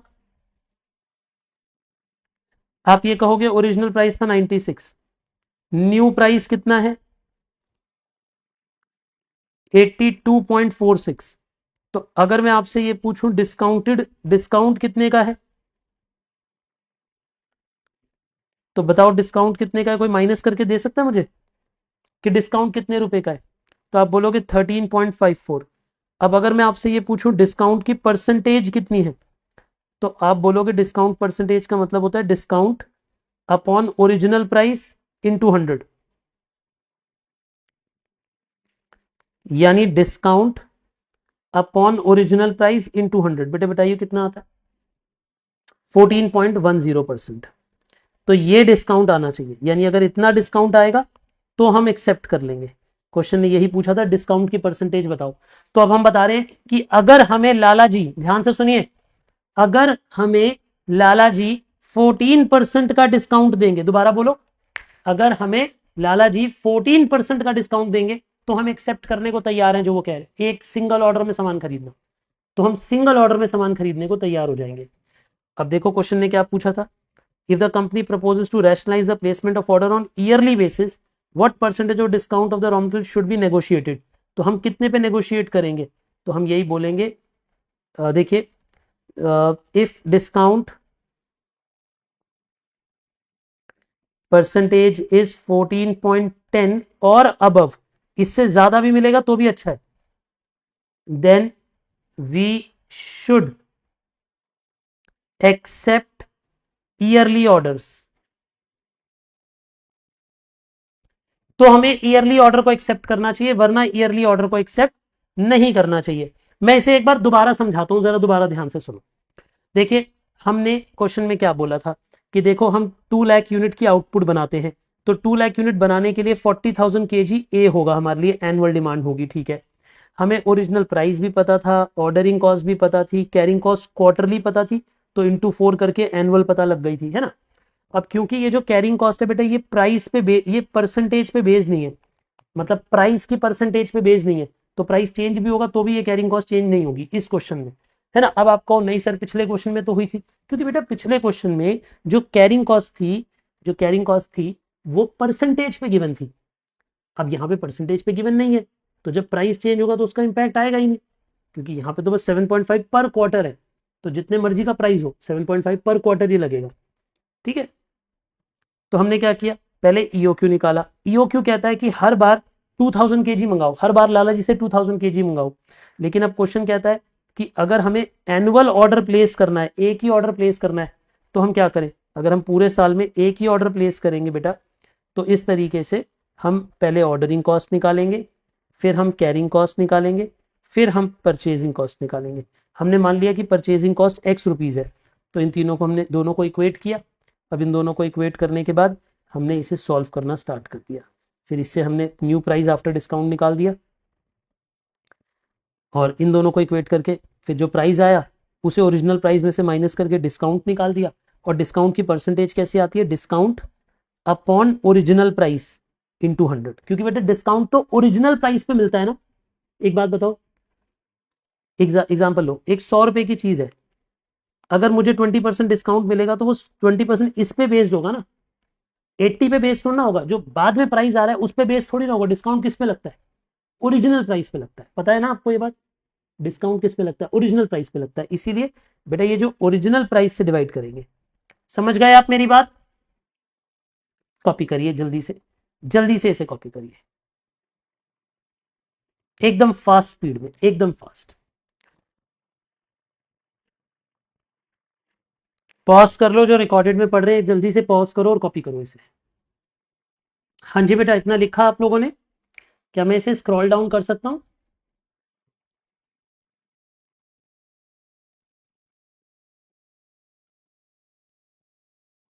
करिए बेटा, बाकी का भी क्विकली कॉपी करिए।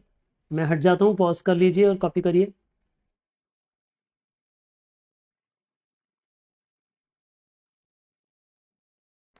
मैं आशा करता हूँ कि आपने ये सब लिख लिया है, आपको अच्छे से समझ आ गया, बट मुझे लगता है इसका एक क्वेश्चन और करना चाहिए। बोलो करें?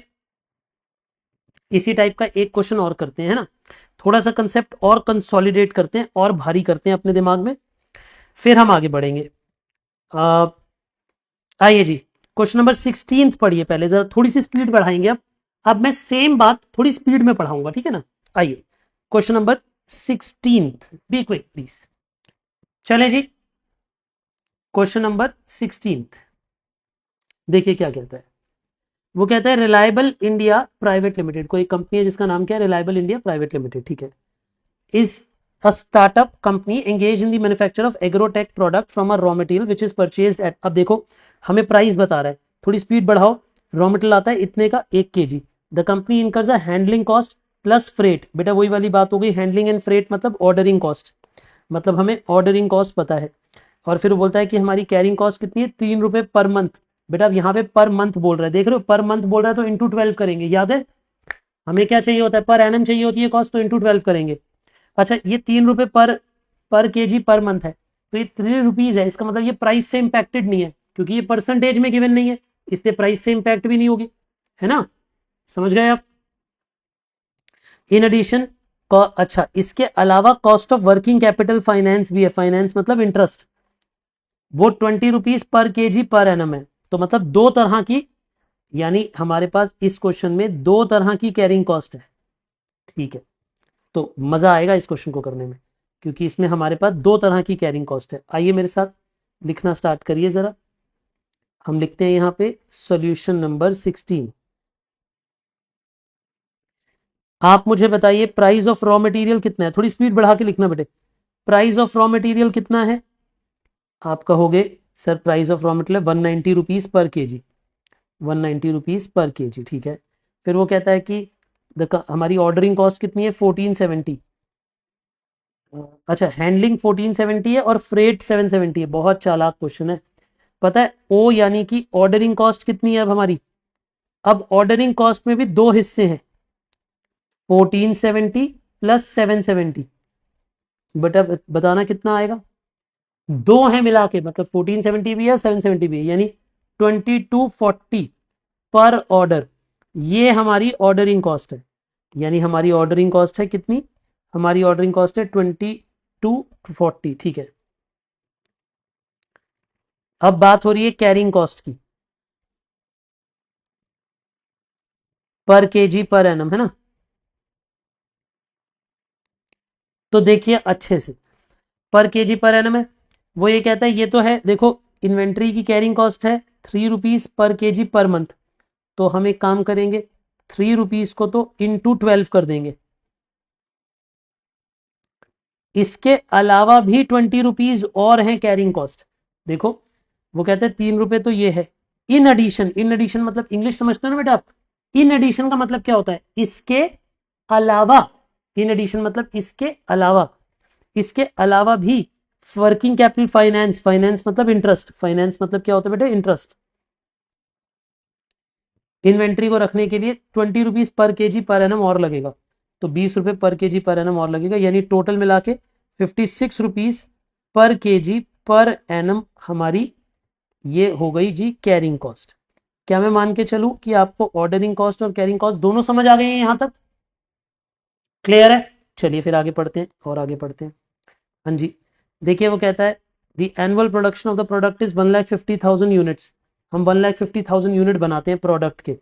तो एक बात बताओ, अगर हम आउटपुट जो बनाते हैं बेटे, तो वो 1,50,000 यूनिट्स बनाते हैं आउटपुट के, तो ये हमारी आउटपुट है। बट मिस्टर जोशी आप मुझे बताओ, क्या हम क्वेश्चन आउटपुट के लिए सॉल्व कर रहे हैं? समर्थ आप मुझे बताओ, क्या हम क्वेश्चन आउटपुट के लिए सॉल्व कर रहे हैं या इनपुट के लिए सॉल्व कर रहे हैं? हम ये क्वेश्चन इनपुट के लिए सॉल्व कर रहे हैं, ना कि आउटपुट के लिए। तो आगे देखो, वो कहता है 3 units are obtained from 1 kg। बेटा अगर आप यहाँ पे 1 kg रॉ मटेरियल पुट करते हो तो उससे 3 यूनिट्स बन जाते हैं।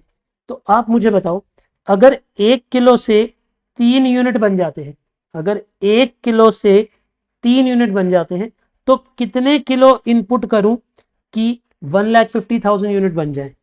तो आप मुझे बताइए, ए मतलब कितना है? 50,000 kg। तो ए कितना है? 50,000 kg। क्या सबको समझ आ गया ये 50,000 कैसे आया होगा? 1,50,000 डिवाइडेड बाय 3 करके आया होगा। पिछले क्वेश्चन में भी ऐसे ही था, याद आ रहा है आपको? 2 लाख डिवाइडेड बाय 5 किया था, याद है? वैसे ही है ये भी। तो लिखिए, हमें ए मतलब annual demand of raw material भी पता लग गई। Annual demand of raw material, और वो कितनी है? 50,000 kg है। ये भी हमें पता लग गया, हमें annual demand of raw material भी पता लग गई। कोई डाउट तो नहीं है जी आपको? नहीं है जी, पक्की बात? देखते हैं फिर।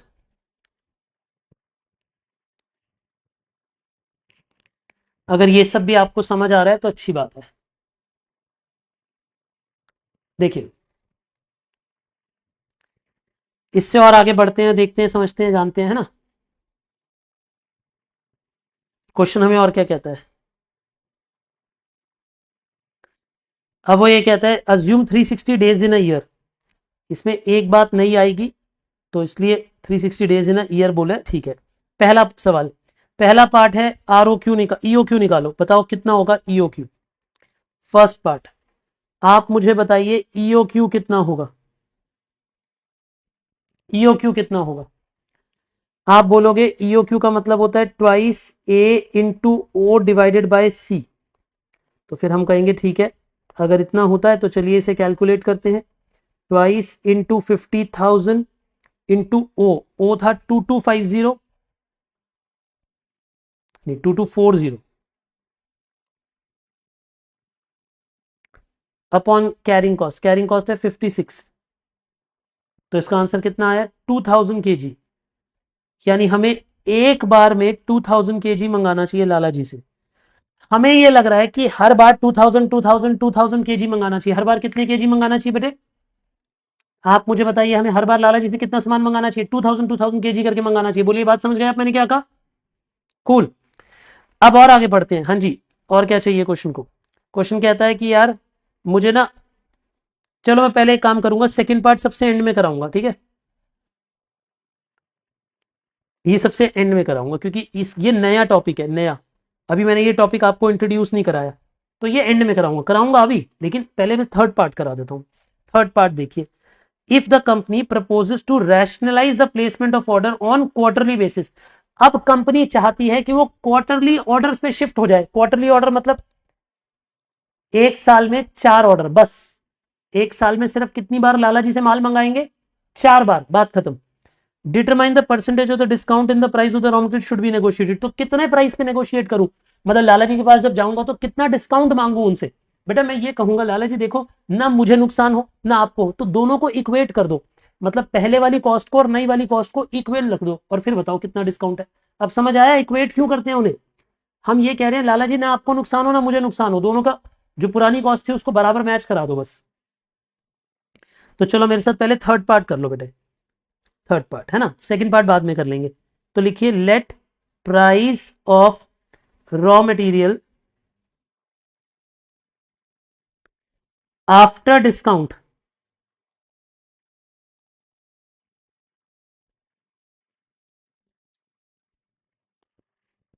वो हो गया ₹X पर केजी, ठीक है?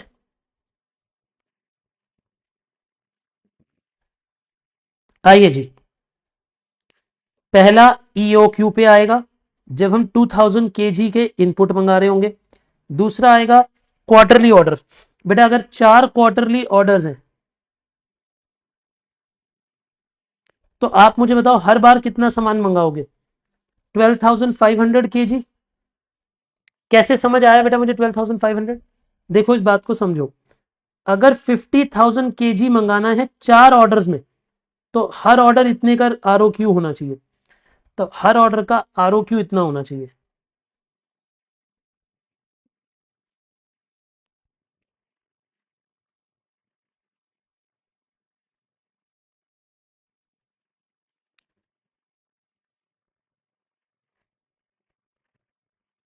चलिए आगे देखते हैं।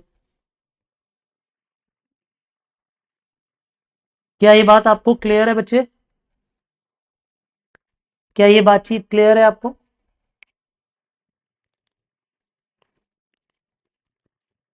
अब इससे आगे बढ़ते हैं हम, है ना।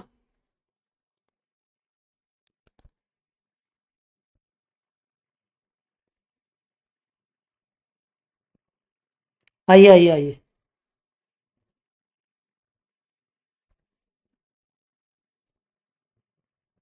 ऑर्डरिंग कॉस्ट बताइए आप मुझे। Total ordering cost. Total ordering cost, थोड़ी स्पीड बढ़ाइए बेटे। बताइए टोटल ऑर्डरिंग कॉस्ट कितनी होगी। देखो, अगर एक ईयर में 50,000 यूनिट मंगाने हैं, एक बार में 2,000 यूनिट आते हैं, तो यानी हमें 25 ऑर्डर्स करने पड़ेंगे। और हर ऑर्डर कितने रुपए का है? और हर ऑर्डर की कॉस्ट है 2240। तो हमारी टोटल ऑर्डरिंग कॉस्ट कितनी है, जल्दी बताइए बेटे। हमारी टोटल ऑर्डरिंग कॉस्ट कितनी है? 56,000। ठीक है, इधर आ जाइए। देखिए, अगर एक साल में 50,000 यूनिट्स हैं, हर बार में 12,500 यूनिट्स मंगा रहे हैं, तो यानी हम 4 ऑर्डर्स कर रहे हैं, क्वार्टरली ऑर्डर्स, और हर बार में 2240 रुपीज खर्च हो रहे हैं। तो हमारा टोटल बिल कितने का आता होगा? 228960 का बिल आता होगा। अब आप मुझे बताइए हमारी टोटल कैरिंग कॉस्ट कितनी है, जल्दी बताइए कि हमारी टोटल कैरिंग कॉस्ट कितनी है। अब आप बोलोगे जीरो, क्योंकि सेफ्टी स्टॉक तो है नहीं, plus half of reorder quantity into carrying cost per unit per annum, वो थी 56 रुपीज। तो ये भी 56,000 आ जाएगा, क्योंकि ईओक्यू है। ईओक्यू पे तो दोनों बराबर आ जाते हैं, क्योंकि जब तक सेफ्टी स्टॉक नहीं है, देखो, अगर यहां सेफ्टी स्टॉक आ जाता कुछ, तब ये आंसर बिगड़ जाता, वरना तब तक सेम रहेगा, तब तक ये दोनों सेम आया करेंगे, अगर सेफ्टी स्टॉक नहीं है तो, है ना। अब इधर देखिए, zero plus half of 12,500 into 56। बोलिए, ये बातें आपको क्लियर है मैंने क्या कहा?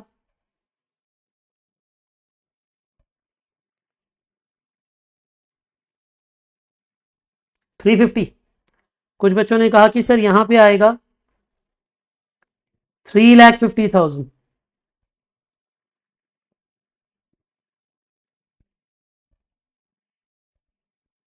क्लियर है बेटे?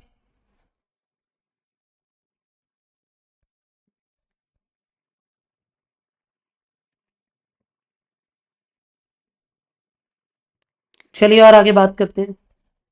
तो ये हो गई total ordering cost, total carrying cost. अब आप मुझे बताइए परचेज कॉस्ट कितनी है। देखिए, आपने 50,000 kg खरीदा, लेकिन पहले प्राइस था 190 का, तो आपकी परचेज वैल्यू कितनी आती होगी? और अब आप 50,000 kg खरीदोगे एक्स रुपीस पे, तो परचेज वैल्यू आती होगी 50,000 एक्स, है ना। पहले आपका सामान आता था 95 लाख रुपीस का।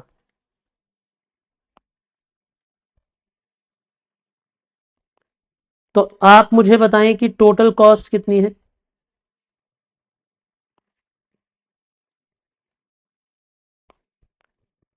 बोलिए, इतनी बातें क्लियर हैं आपको, मैंने क्या कहा? 96,12,000 रुपीज। और यहां पे टोटल कितना है?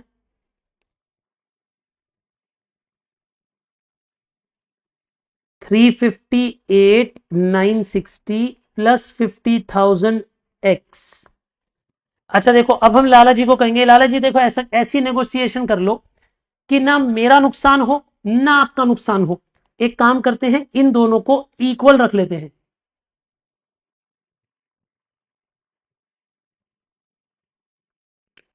ठीक है जी।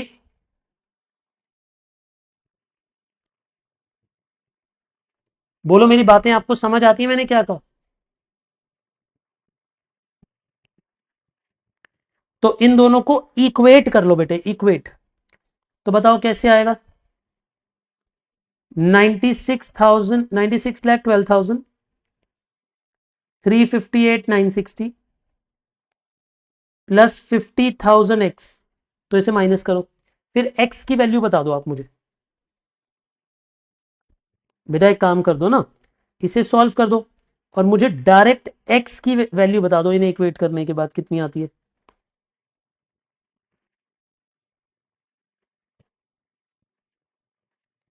$185.06, ये हमारा डिस्काउंटेड प्राइस है। अब देखो कैसे लिखते हैं। अब हम लिखते हैं ओरिजिनल प्राइस कितना था, आप बोलोगे ओरिजिनल प्राइस था 190। फिर मैं पूछूंगा अच्छा बताओ डिस्काउंटेड प्राइस कितना है, तो आप बोलोगे डिस्काउंटेड प्राइस है 185.06। अच्छा फिर मैं पूछूंगा बताओ डिस्काउंट कितने का है, फिर आप क्या कहोगे, आप मुझे बताओ डिस्काउंट कितने का है।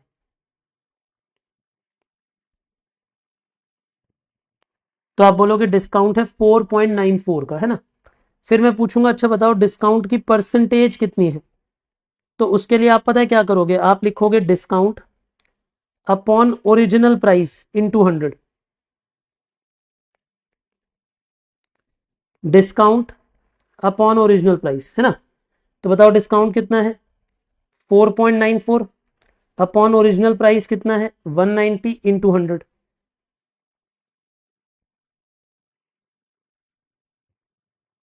कितना है बेटा 2.6। बच्चों ने बताया कि ये 2.6% का डिस्काउंट आएगा। सो डिस्काउंट इतना नेगोशिएट होना चाहिए। So for placing quarterly purchase order at least 2.6% of discount should be percentage of discount should be negotiated। मतलब समझे आप मैंने क्या कहा, मतलब कम से कम इतना डिस्काउंट तो हमें चाहिए ही चाहिए। मैंने क्या कहा आप समझे बेटे, कम से कम इतना डिस्काउंट तो हमें चाहिए ही चाहिए, ये बात समझ गए आप। अच्छा इससे कम डिस्काउंट को स्वीकार करोगे आप? नहीं बेटे, इससे कम डिस्काउंट होगा तो आपका नुकसान हो जाएगा, फिर आपकी कॉस्ट बढ़ जाएगी बेटे, आपको पड़ता ही नहीं है फिर। मतलब आपको ये पता है ना, आपको ये वर्ड समझ आता है कि हमें ये पड़ता नहीं है, मतलब इससे कम में खरीदेंगे तो अपन को पड़ता नहीं, मतलब हमें नुकसान हो जाएगा उससे कम में।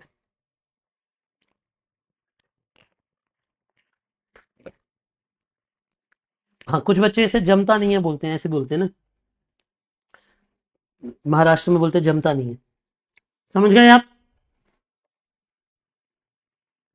हाँ उससे कम होगा तो हम रिजेक्ट कर देंगे ऑफर। आइए अब मुझे एक पार्ट और कराना है, उसके लिए पहले मैं आपको दो चार छोटे मोटे फॉर्मूलाज लिखवाना चाहता हूँ। क्या मैं फॉर्मूला लिखवा दूं बेटे?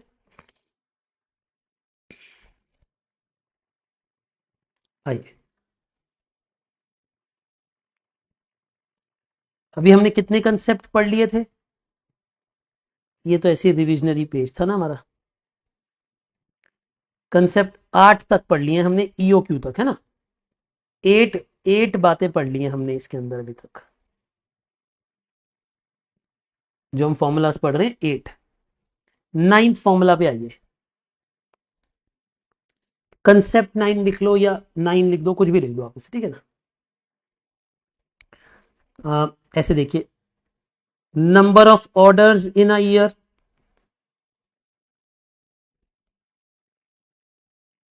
Frequency of orders, gap between orders, ये 3 बातें मैं आपको इकट्ठी पढ़ा देना चाहता हूं। कौन कौन सी 3 बातें? मैं आपको 3 बातें इकट्ठी पढ़ा देना चाहता हूं बेटे।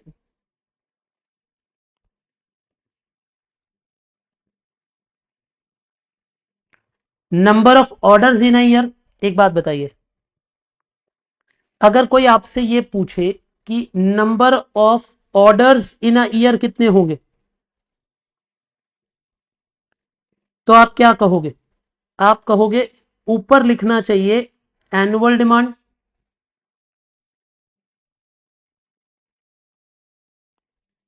और डिवाइड कर देना चाहिए रीऑर्डर क्वांटिटी से या फिर ईओक्यू से, क्योंकि ईओक्यू भी एक तरह का आरओक्यू ही होता है, पता है ना आपको ये बात। ईओक्यू भी एक तरह का आरओक्यू होता है बेटे, ईओक्यू भी तो बेस्ट वाला आरओक्यू होता है, और क्या होता है, तो उससे भी डिवाइड कर सकते हैं। तो इससे आपके पास नंबर ऑफ ऑर्डर्स आ जाते हैं। ठीक है जी।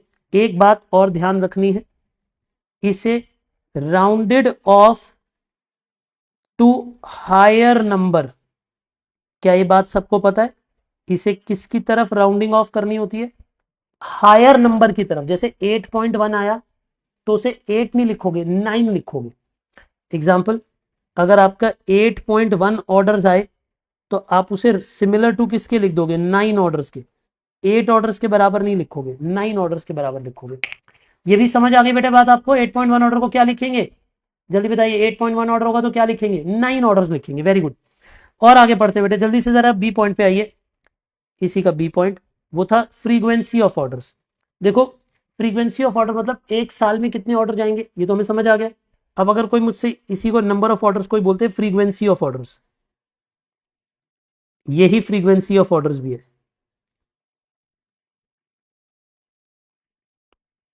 कि एक साल में कितनी बार ऑर्डर जा रहे हैं। अगर कोई मुझे ये कहे कि निकाल के दिखाओ time gap between orders,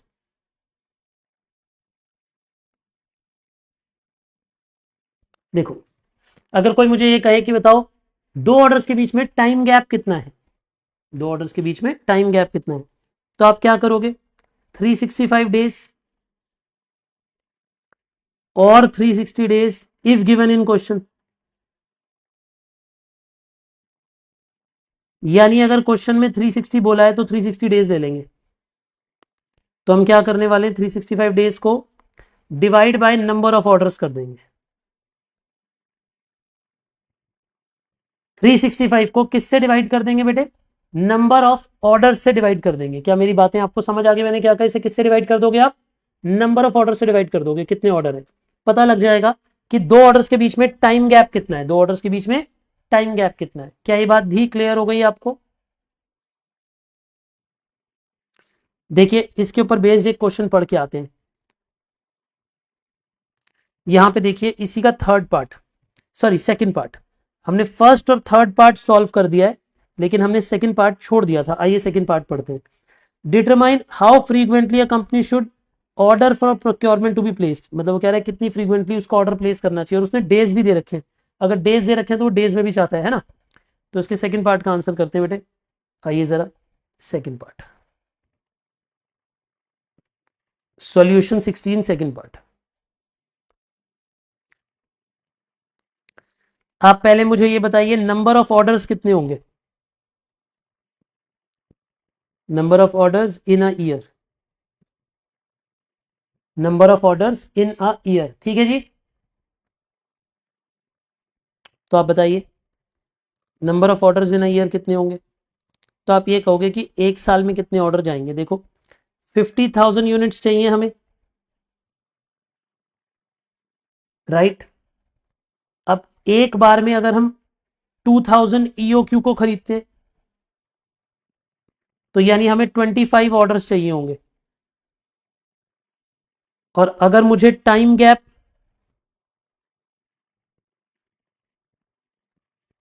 between orders निकालना है तो 360 डेज लेना पड़ेगा।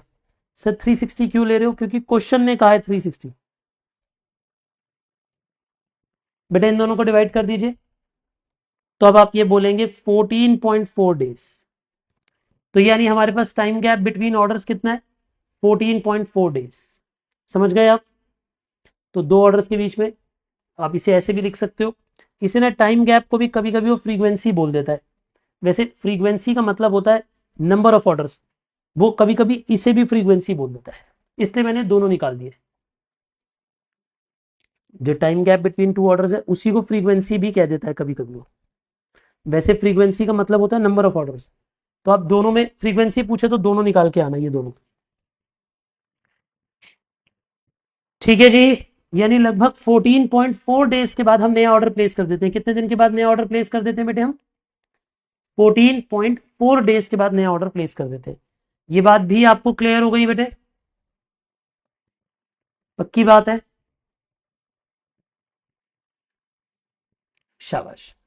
एक नोट्स पे वापस चलिए, 10th नोट लिखिए, 10th।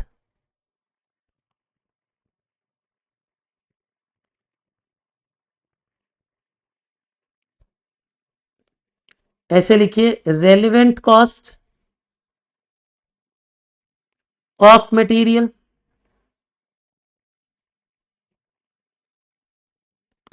यानी हम ये बताना चाहते हैं कि मटेरियल की रेलिवेंट कॉस्ट क्या होगी। हम ये बताना चाहते हैं कि मटेरियल की रेलिवेंट कॉस्ट क्या होगी, ये बताना चाहते हैं, ठीक है।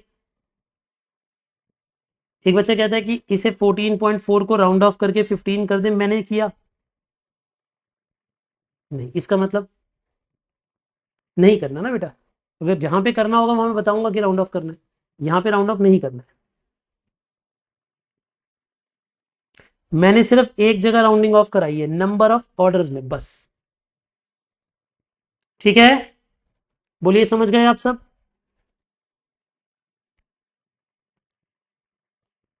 देखते हैं जी आगे। हम बात कर रहे हैं रेलिवेंट कॉस्ट ऑफ मटेरियल की। किसकी बात कर रहे हैं बेटा? Relevant cost of material. सुनो, अब थोड़ी देर मत लिखो, पहले ये समझो कि मैं क्या लिख रहा हूं। If price of raw material does not change, if price of raw material changes in two cases,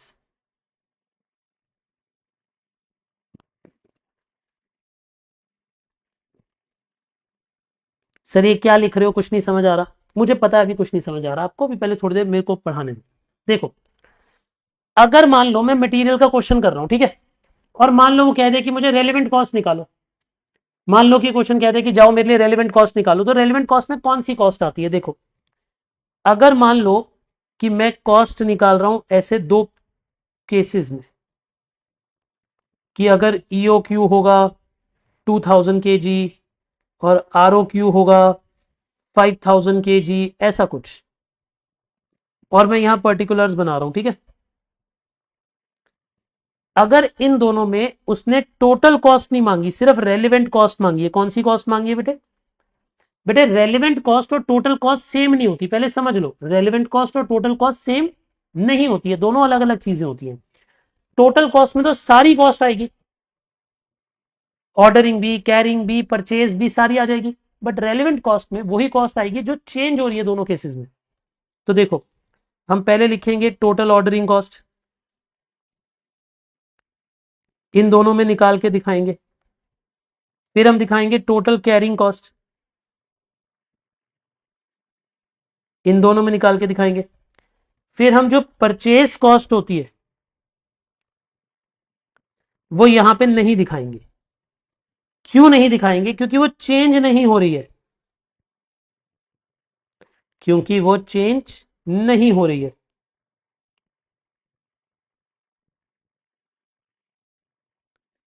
तो रेलेवेंट कॉस्ट में सिर्फ यही दोनों चीजें आएंगी,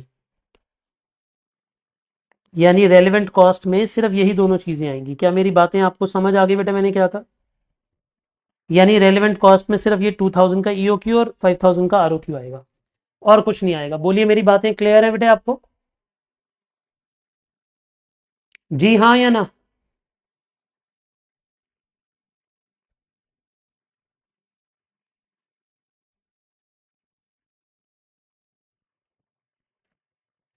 ठीक है, लेकिन अगर परचेज कॉस्ट चेंज नहीं हो रही, चेंज नहीं हो रही मतलब कोई डिस्काउंट का केस नहीं है। मान लो लाला जी दोनों केसेस में हमें डिस्काउंट नहीं दे रहे, बोल रहे ज्यादा खरीदो कम खरीदो, मैं डिस्काउंट नहीं देता। जब डिस्काउंट नहीं दे रहा तो परचेज प्राइस तो सेम आएगा। एग्जाम्पल लो, मैं यहां पे भी 96,000 kg खरीद रहा हूं 20 रुपए पे, मैं यहां भी 96,000 kg खरीद रहा हूं 20 रुपए पे, तो जब प्राइस ही चेंज नहीं हो रहा तो उसे दिखाने की जरूरत ही नहीं है। क्योंकि फिर वो अब रेलिवेंट कॉस्ट का हिस्सा नहीं है, क्योंकि वो रेलिवेंट कॉस्ट का हिस्सा नहीं है, क्योंकि वो डिसीजन को इंपैक्ट नहीं कर रहा। पर अगर मान लो इसी क्वेश्चन में मान लेते हैं कि मैं दो केसेस बना रहा हूं, यही वाले, इमेजिन करो मैं यही दोनों केसेस बना रहा हूं, ठीक है।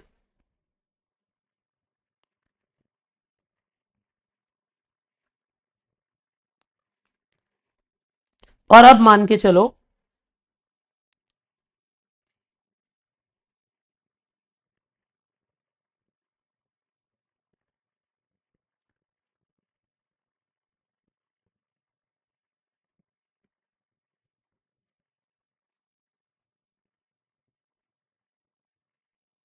देखिए,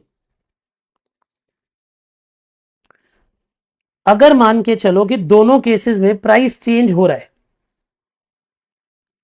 यानी एक केस में लाला जी हमें डिस्काउंट दे रहे हैं, एक में नहीं दे रहे, तो अगर यहां पे परचेस कॉस्ट भी चेंज हो रही है, मान लो यहां पे 20 रुपए वाला प्राइस है, मान लो यहां पे 19.6 वाला प्राइस है, तो परचेस कॉस्ट अब चेंज हो जाएगी ना, तो अब ये भी रेलेवेंट कॉस्ट का हिस्सा बनेगा। क्या आपको मेरी बात समझ आई मैंने क्या कहा? यानी कब परचेस कॉस्ट रेलेवेंट कॉस्ट में आएगी, कब नहीं आएगी, ये बात समझ आई। यानी अगर इन दोनों में प्राइस चेंज हो रहा है, प्राइस चेंज हो रहा है तो प्राइस भी रेलेवेंट कॉस्ट का हिस्सा है। पर अगर प्राइस चेंज नहीं हो रहा, अगर दोनों केसेस में प्राइस चेंज नहीं हो रहा, तो फिर वो रेलेवेंट कॉस्ट का हिस्सा नहीं है, फिर वो रेलेवेंट कॉस्ट का हिस्सा नहीं है। बोलिए, समझे आप?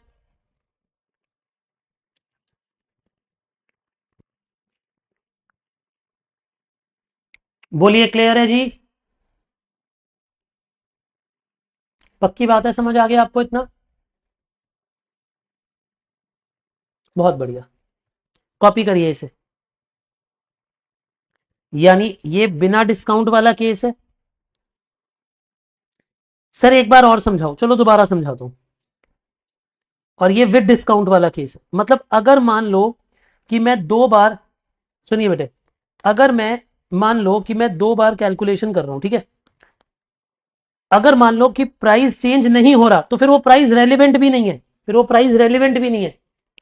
क्योंकि मेरी बात को समझ लो, पहले 2 मिनट मत लिखो, जल्दबाजी मत करो, क्योंकि स्लिप हो गया ना कंसेप्ट तो कभी भी याद नहीं आएगा। सुनो, अगर मुझे बोला गया रेलिवेंट कॉस्ट, बेटे रेलिवेंट कॉस्ट का मतलब क्या होता है?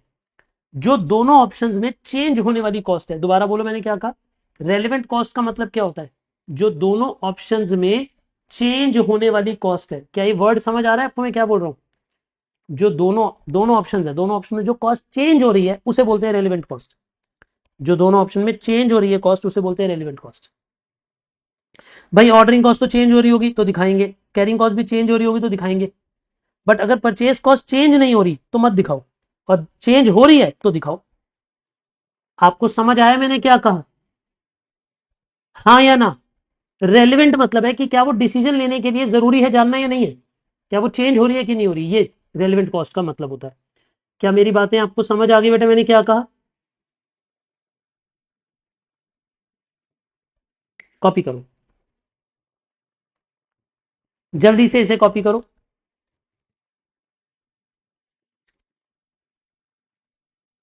Be quick.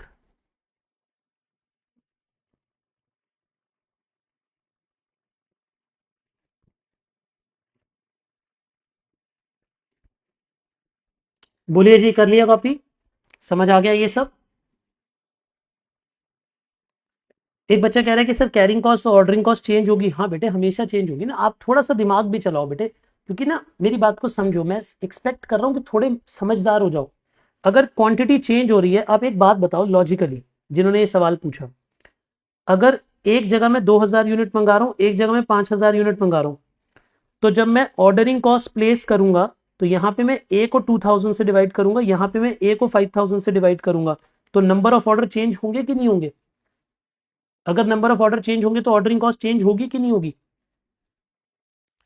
अब अगर मैं बोलूं कैरिंग कॉस्ट की बात, तो कैरिंग कॉस्ट होगा safety stock plus half of 2,000 into carrying cost. यहां पे होगा safety stock plus half of 5,000 into carrying cost. अब यहां 5,000 लिया होगा, यहां 2,000 लिया होगा, अब यहां ये चेंज नहीं होगा? सोच के बताओ फिर। और मतलब ये सवाल ऑलमोस्ट 5-7 क्वेश्चन हम कर चुके हैं इसके ऊपर बेस्ड, तो थोड़ा सा सोचना है बेटे, थोड़ा सा सोचना है ना। बोली मेरी बातें समझे आप, मैंने क्या कहा?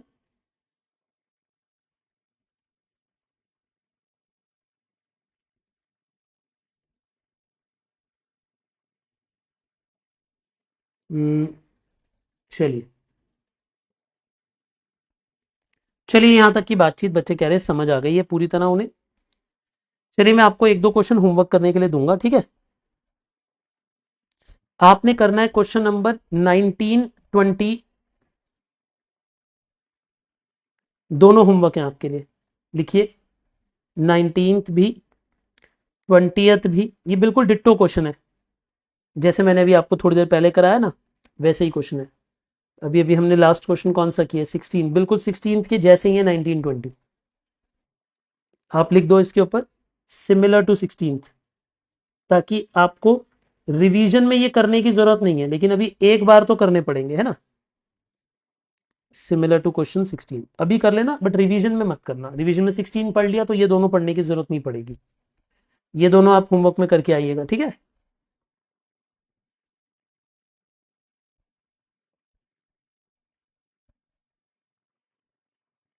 मैं 17th आपको होमवर्क दे रहा हूं, थोड़ा एम्बिशियस होके, कि देखते हैं बच्चे करके आते हैं कि नहीं। ट्राई करोगे? 17th में शायद आप अटकोगे तो चिंता मत करना, मैं अगली क्लास करा दूंगा, आते ही मुझसे करवा लेना अगर अटकोगे तो, ठीक है। बट ट्राई तो करो बेटा, जब तक ट्राई नहीं करोगे आपका एप्टीट्यूड कैसे बढ़ेगा, है ना।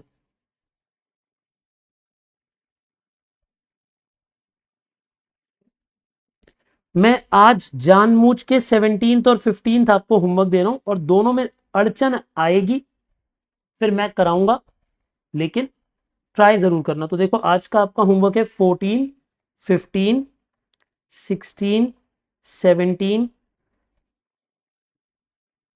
19 एंड 20, 19, 20 दिए थे ना, साथ में 19 एंड 20, ये 6 क्वेश्चन आपने करने हैं।